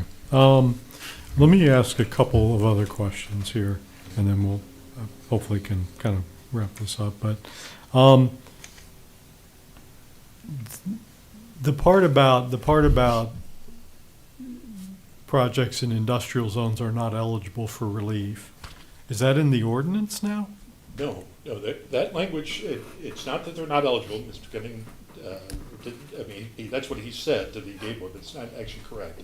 What the 2018 policy says is that one of the criteria for granting relief, one of those items that you can hang your hat on under the 2018 policy as a reason to grant relief, is that the project is in an industrial zoning district. That doesn't matter what the project is, Yeah, doesn't matter okay. what road it's on, if it's in an industrial district, the 2018 policy says relief may be granted. Yeah, okay. So that And has, you've taken that out? that has been taken out of All this right. draft. You saw that removal in the previous version of it. Yeah. Is that then would that allow that applicant to go to the ZBA? No, this is not, So that- this has that- nothing to do with the zoning ordinance. Right, okay. Yeah, I the just was relief curious, is 'cause here. Earlier, Yeah. you know, I get confused sometimes what's eligible for the ZBA and what isn't. So with the sidewalk policy, the temporary relief, this policy for granting temporary relief, think of that as the appeal process. That is, and that's coming to you. Or if this is approved for minor site plans that only need administrative approval, it would be going to Peter, and he would be able to. But a project, and I don't want to, that wasn't my main point, but a project in an industrial zone could still use this 50% rule. Yes, any of the other reasons. They Yeah, simply okay. have to have a different reason for it. All right. Yeah. The question I wanted to ask was, the new language in E, okay, I just want to make sure I understand it. And I guess what I want is, I want some translation into plain English. So, it is the general policy of the Board of Trustees to prioritize the cost-sharing methods as follows. The first one is basically saying, if we've got the money in either East-West DDA funds or the township's general fund, we may decide to just go ahead and build the darn sidewalk and pay for it. Is Well, that right? this is basically projects that we have budgeted for in our township-initiated sidewalk Yeah. projects, yeah. Right, which are likely to be in priority areas and that type of thing. Right. And so that would be, priority number one would be having enough revenue coming in to the DDAs to be able to build lots of sidewalks. All right. Number two then is what we've been talking about. It's the situation where a project is proposed, and as a consequence of the ordinance, it's a new project, they have to put in sidewalks in the plan, and if they don't seek a waiver, then they pay for it. Right, and this is Sam's Club filling station, this is the Prestige Center Assisted Living Facility. Yeah. Right, yeah. And then the third one would be, some other kind of cost-sharing formula, or the posting of the cash deposit.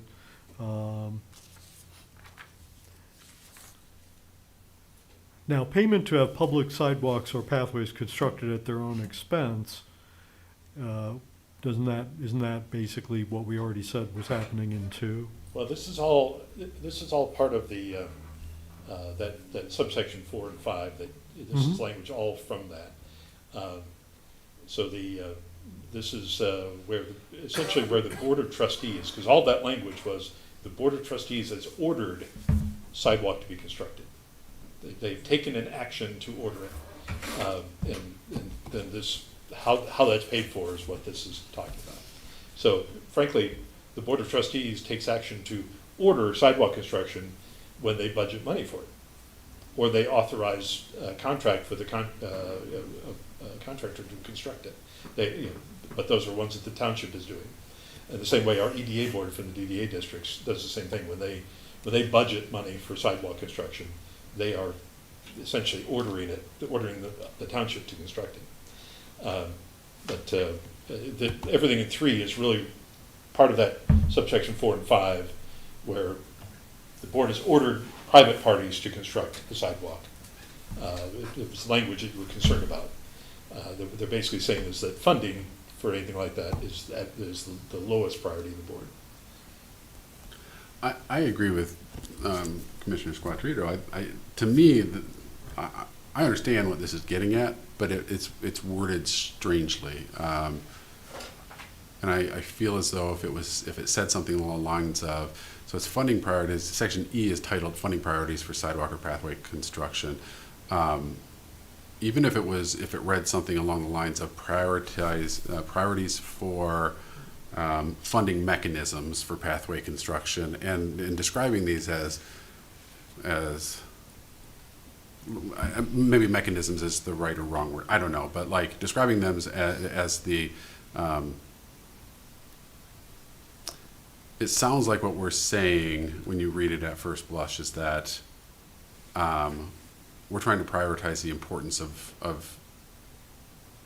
we're prioritizing importance, but what we're really talking about is the avenue of funding, prioritizing the way in which certain types of projects are funded. And so, and I don't even know if what I'm saying makes sense, but it just sounds, it seems like it could be clear that, hey, we're going to pursue the following mechanisms. The highest priority to get a project done is, whenever possible, to fund it as a township priority.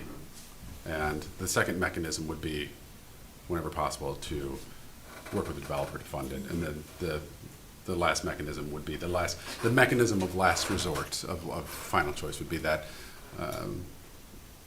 it would be, paying into the deposit in lieu of construction, that sort of thing. I would agree. I think one way this can be read right now would be that the lowest priority for funding of public sidewalks means that's the lowest priority for the township to pay for those sidewalks. Right. But it doesn't address the enforcement of making people build sidewalks. And I think it could be misconstrued. Well- I think I understand that the township supervisors are saying they're prioritizing the intent to fund these projects that the township is prioritizing. But it sounds like it's prioritizing the funding versus like the small property owner who has to build a sidewalk now, but now they're their lowest priority for the funding. I mean, that's how it could be interpreted, I think. Okay. And Even though that's then not you the- get what I hear is, the township is saying you need to construct a public sidewalk, but we want private funds to pay for it.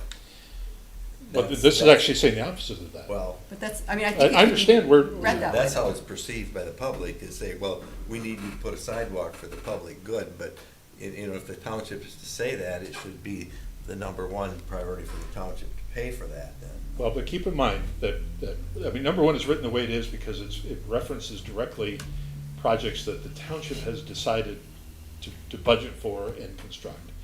If we say that the number one priority is that the township's gonna pay for all sidewalks, then basically Walmart, Sam's Club, Prestige Center, assisted living are gonna say, okay, when am I getting my check for the sidewalk that I need to construct out front? And that's not a case where we're going to go. We So- understand that. I'm just saying, I Right. think that people That's- could interpret that Right. third point as meaning that they are the low priority, the individual property owner is the low priority for township funding, but they're still required to build the sidewalk for the public good. That's just because of the way it's worded. Well, the only time that a private property owner would be required to construct a sidewalk is if they are doing a project that triggers the need for a sidewalk. So that, first of all, most private property or homeowners are not going to be in that circumstance. This is really, certainly business owners are going to be, as we've talked about with Mr. Gunning and Mr. Beebe and Dollar General and Holiday Inn and everybody else that's a business, large and small. They do have certain obligations, potentially to put in a sidewalk, depending on the project they're doing. So the language that you were concerned about in that 1931 law that was reflected in subsections 4 and 5 that you recommend to be removed was all related to where a board of trustees made a decision that out on Whiteville Road, we are going to have paved pathways on both sides of the road. We have decided that we're going to have them and we're going to order those property owners to put them in. That's what that law is talking about. Now, that's an extreme example, but let's use it for a moment because I think it's illustrative of that, of this area of the township, designated areas, the language of the law says, we are designating this area to have an 8-foot pathway on each side of the road, and we are going to order the property owners all along that road to do that. under the act and what is now in our sidewalk ordinance, the board would have to hold a public meeting of all those property owners, invite them all in, and tell them what it is, and give them the notice ahead of time of what they're doing, and talk to them about it and hear from them. They also are invited to share that order with you and get your recommendations on it. And only then would the question of how, which of the mechanisms to pay for it, only then would that come up. Only then really is item 3 coming into play. Because like I said, that language in item 3 is from those cases where the private board is ordering private property owner to put in a sidewalk. And so we're not really, I understand where you're getting the interpretation from, but it is simply not the case.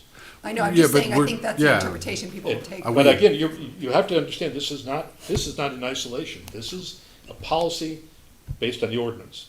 And so we're always, this is helping to implement an ordinance. And so we always have to go back to the ordinance. And the ordinance is based on that 1931 law that gives the board of trustees certain authority, but also certain limitations on that authority. And I think we're all acknowledging that. That's not what we're disputing. What we're saying is that what the township is really trying to say here is that number one is a very favorable way to do it when it's appropriate. It's a very favorable way to do it. Number two is really kind of the standard, and it's long been the standard. Having business owners and whether it's a single proprietorship or a corporation pay for the implementation of public infrastructure is a time-tested process for building out public infrastructure like that. What the township is trying to say, I think, is that that number 3 is really kind of an option of last resort. We don't want to use that frivolously or unnecessarily. I don't feel like the way it's written is getting that message across. That's what I'm trying to say. I'm not saying that you have to change the meaning of What would you suggest should we change to number 3? well, that's why I was trying to, it's really the introduction to it, not so much the way number 3 reads in and of itself, but the introduction to it sounds like, it gives the impression to your average reader is that there are cost-sharing methods to pay for sidewalks. And that if you are, and I know it's not a private homeowner, it doesn't state private homeowner, I don't interpret it that way either. But it sounds like for your average person who's not used to reading policy, that it's saying that if and I'm interpreting, if I'm a small business owner, the township's priority to help me fund this project is the lowest. They don't want to help me fund this project. I want to make this clear. That's not what this is about at all. I understand. I know, That's but I not what it think is, that's but that's how- what it And sounds can't- like. And it can't be about that. Right. It can't be about I think that. if you Right. flipped in your opening statement, it is a general policy of the Board of Trustees to prioritize the funding of sidewalk and pathway construction projects in the township with cost-sharing methods In as the following follows. manner. So Yeah. that the cost-sharing is not prioritized there, it's the construction that's I would being remove the prioritized. words cost sharing from that opening sentence because numbers 1 and 2 are not cost sharing. Well, they are. The How cost are is they? shared 100% with the township on the That's- first one. That's 100% not how the average person understands Yeah. cost sharing. But remember, this is not an average person's But policy. is there This is your there policy and the board of trustees policy. well, okay, but is there a commonly understood in your circles, is it commonly understood that 0, 100 or 100, 0 is still cost sharing? Sure. Seriously? Well, yes, because the township simply says, we're going to build this. I mean, for example, the 2 cases on Remus Road, I understand. I understand if you think of cost sharing is 80, 20, 30, 40, 60, but 100, 0 is just a different number. What I would say is this, Remus Road, those 2 projects where you granted relief, even though the policy said you couldn't, because the projects would require off-site work. Then one case wasn't even in our township. You granted that relief.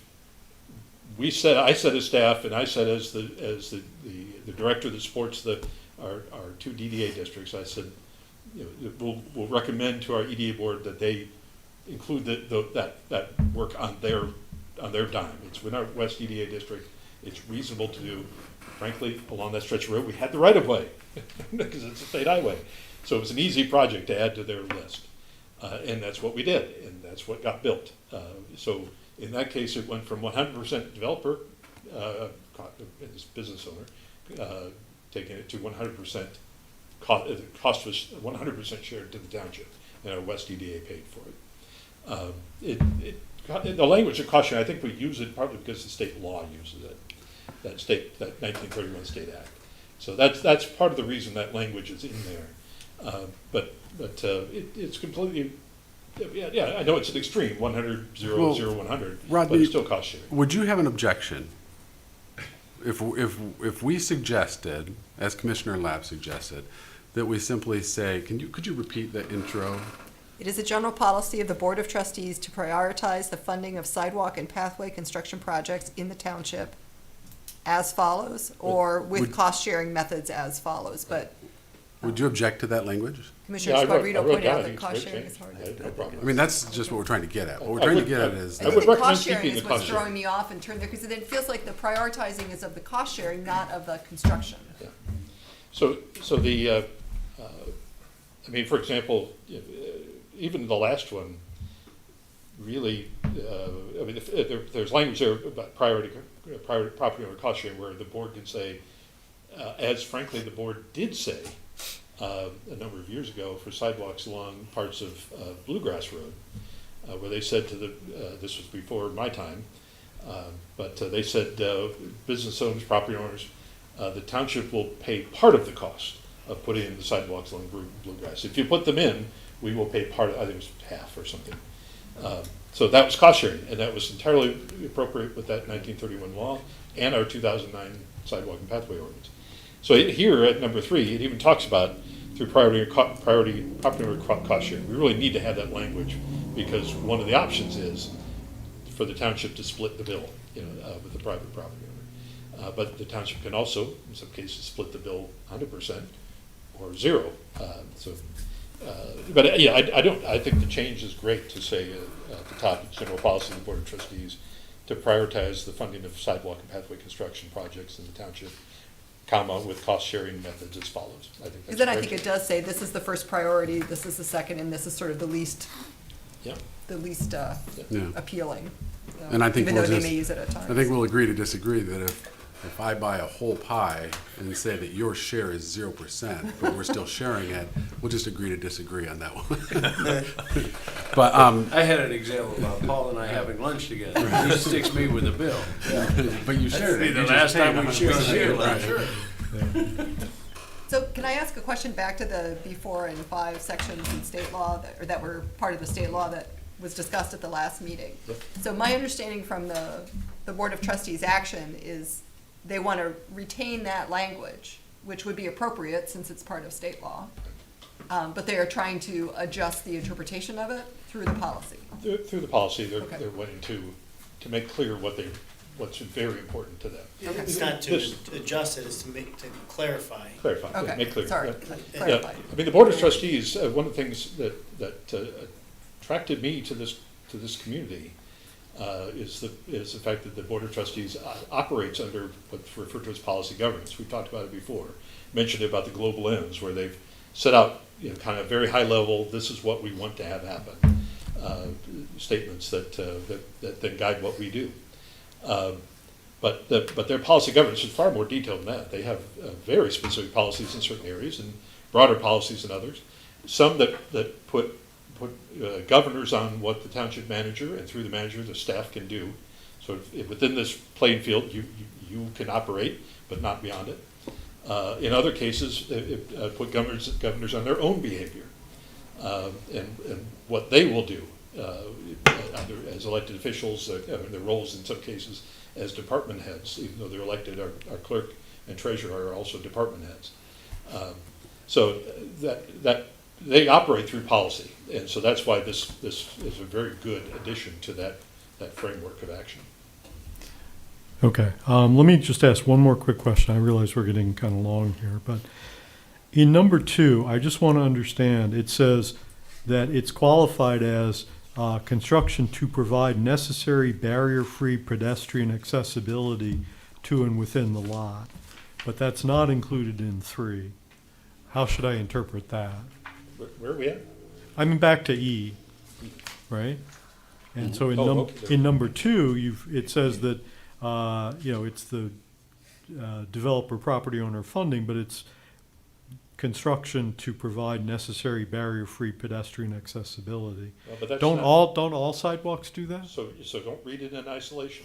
What's the rest of that sentence? In accordance with an approved site plan, subdivision plat, or equivalent development plan. Yeah, no, I That's understood the- that. I That's the understood. important part of that sentence, actually. Well, okay.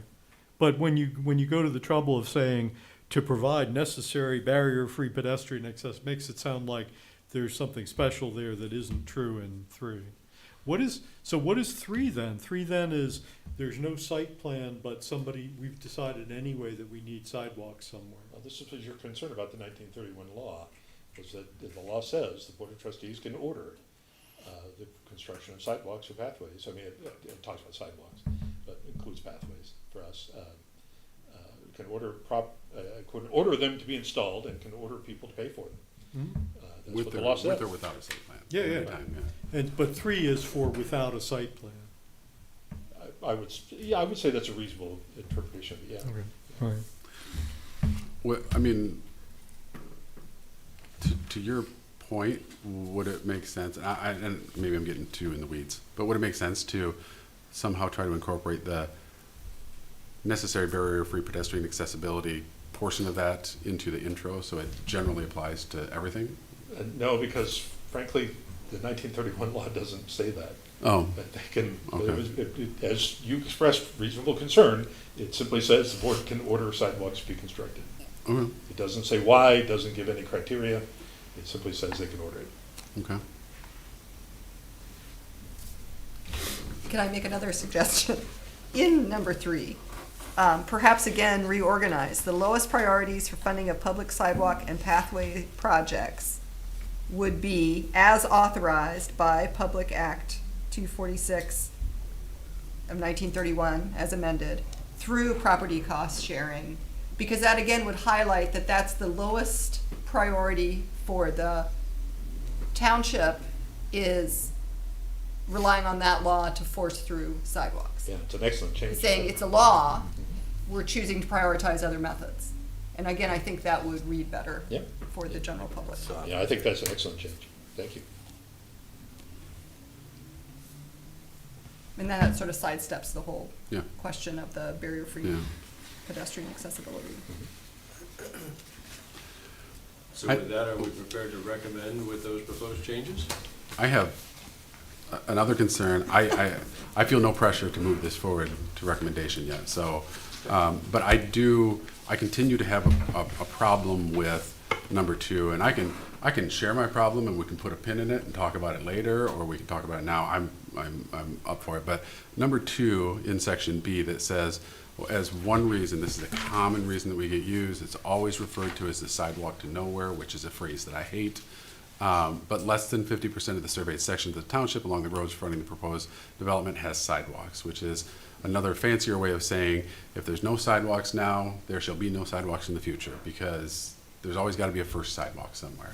And so I think that there's got to be a better way, a more nuanced way of saying, being able to, I understand the spirit of that. The spirit of that is to say, hey, listen, if you are in an area that has literally no sidewalks, we have to at least consider the fact that maybe it's not appropriate to require a sidewalk right then.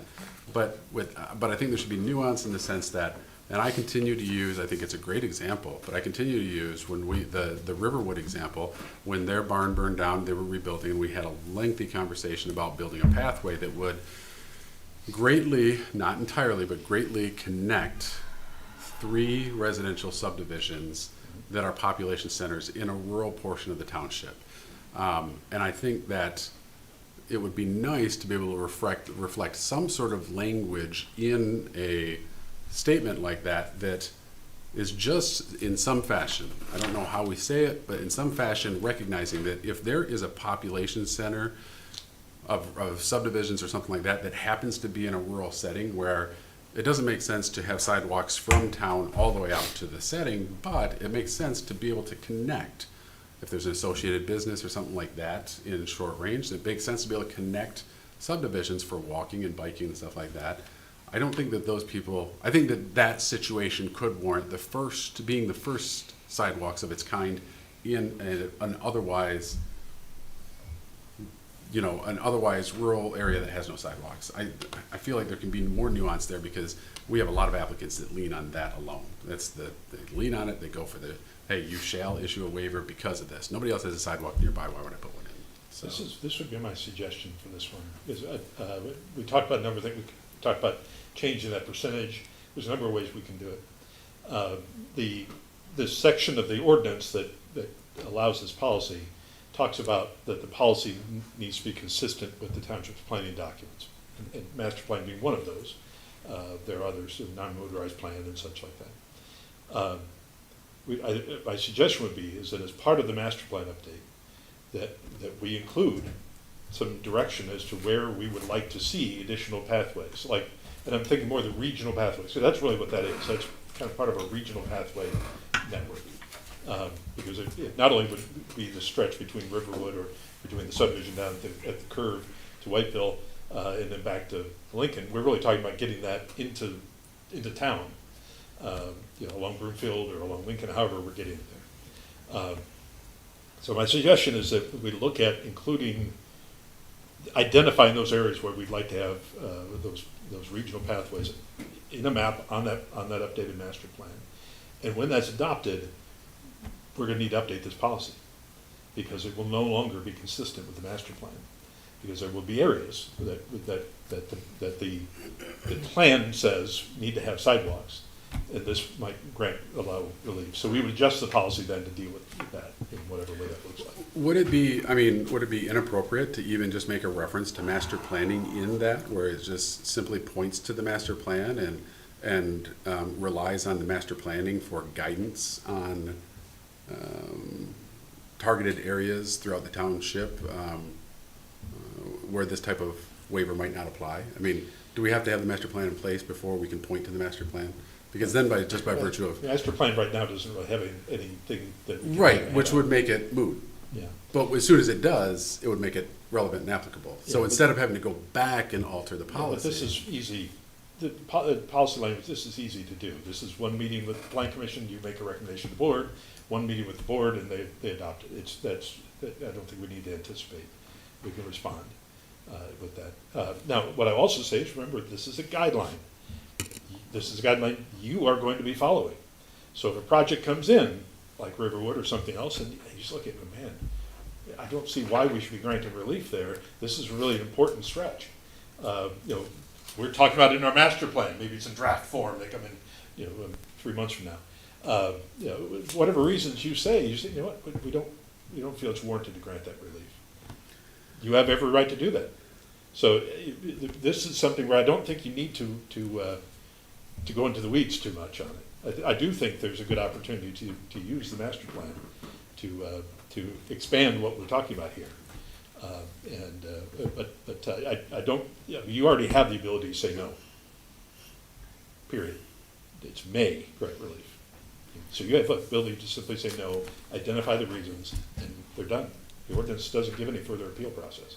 Yeah, I mean, I get what you're saying. I guess I'm just a pessimist. I feel like as a body, we have not focused enough on the may issue as opposed to shall issue, that question in itself. And I would say as a body, I do think that we do a very poor job of, as a matter of routine, tying a lot of our decisions back to master planning. I mean, Rodney does, and I mean, staff do point to master planning when we give an assessment or stuff like that, but we don't often have direct conversations about how does this decision we're making apply to our master planning, and are we pulling out our master plan and looking at it on the map and saying, I think we could do a better job of that. So I guess that's just an observation.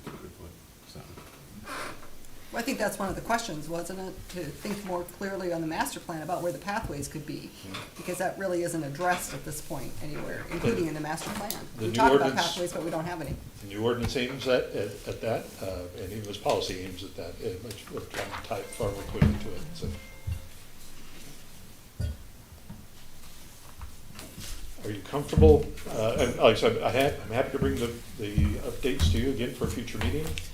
if you're comfortable with the language you've heard and recommending with those changes, we can, you also can make a recommendation to the board tonight. It's entirely up to you. There's not any time frame on this. And just to clarify, this being policy is not required to have any kind of public hearing or, on the issue. It's policy that's being recommended. Could we have a public hearing even though it's not required? Could we have a public comment on it, or?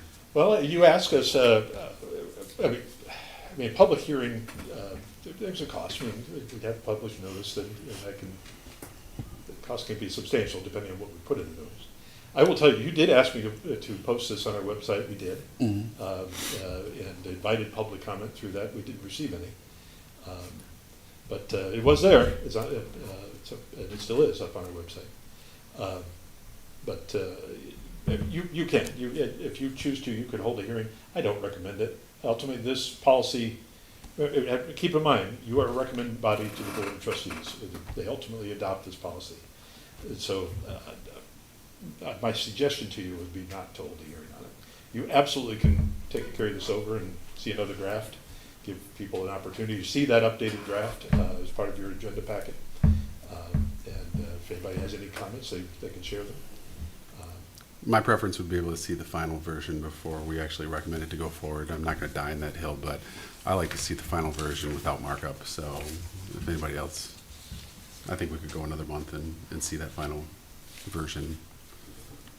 I was prepared to move forward, but I'll stipulate, I think that's a reasonable request. Give us one more month to stew on it and try to take action in the next meeting. Will it matter? What's that? Will it matter? To your point, Don?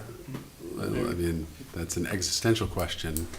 I don't know if I can answer that. So, It does give another month for people to see it. I understand Yeah. that, and I mean, I can get that, Yeah. but that, you know, sometimes it's hard to get the public to comment until it affects them.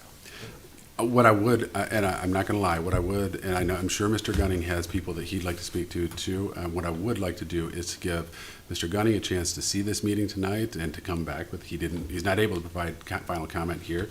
And if he has other small business owners that he thinks would like to comment on it, what I'd like to do is be able to give them an opportunity to voice, one more month to voice, hey, before we move forward, and those comments can be heard. So I guess that's my main concern. It's probably better to err on the side Yeah, of right. patience. Right. Well, especially since we ourselves were having Yeah. different interpretations Right, of the same right. language. Yeah. Do we need a motion to hold off, or is it just a decision to do so? We need a motion. Postpone action. I mean, we can take back the comments you've given. We've got Okay. the language that you've had consensus on. We're happy to bring that back. I don't think we need necessarily for this. It's not an application. So Okay. we can work with this and bring it back to you. Okay, so we'll have that along with the public hearing on the sign ordinance, sign section of the ordinance in August. So we've moved through our new business and other business, so we're at extended public comment. So this is the portion of the meeting where individuals are invited to address the planning commission on any issue, whether it was on tonight's agenda or not. Give us your name and address for the minutes and limit your comments to 5 minutes. Extended public comment is open at 9:19. And seeing none, we'll go ahead and close that back up until next month. Next item is final board comment. Any final comments from board members?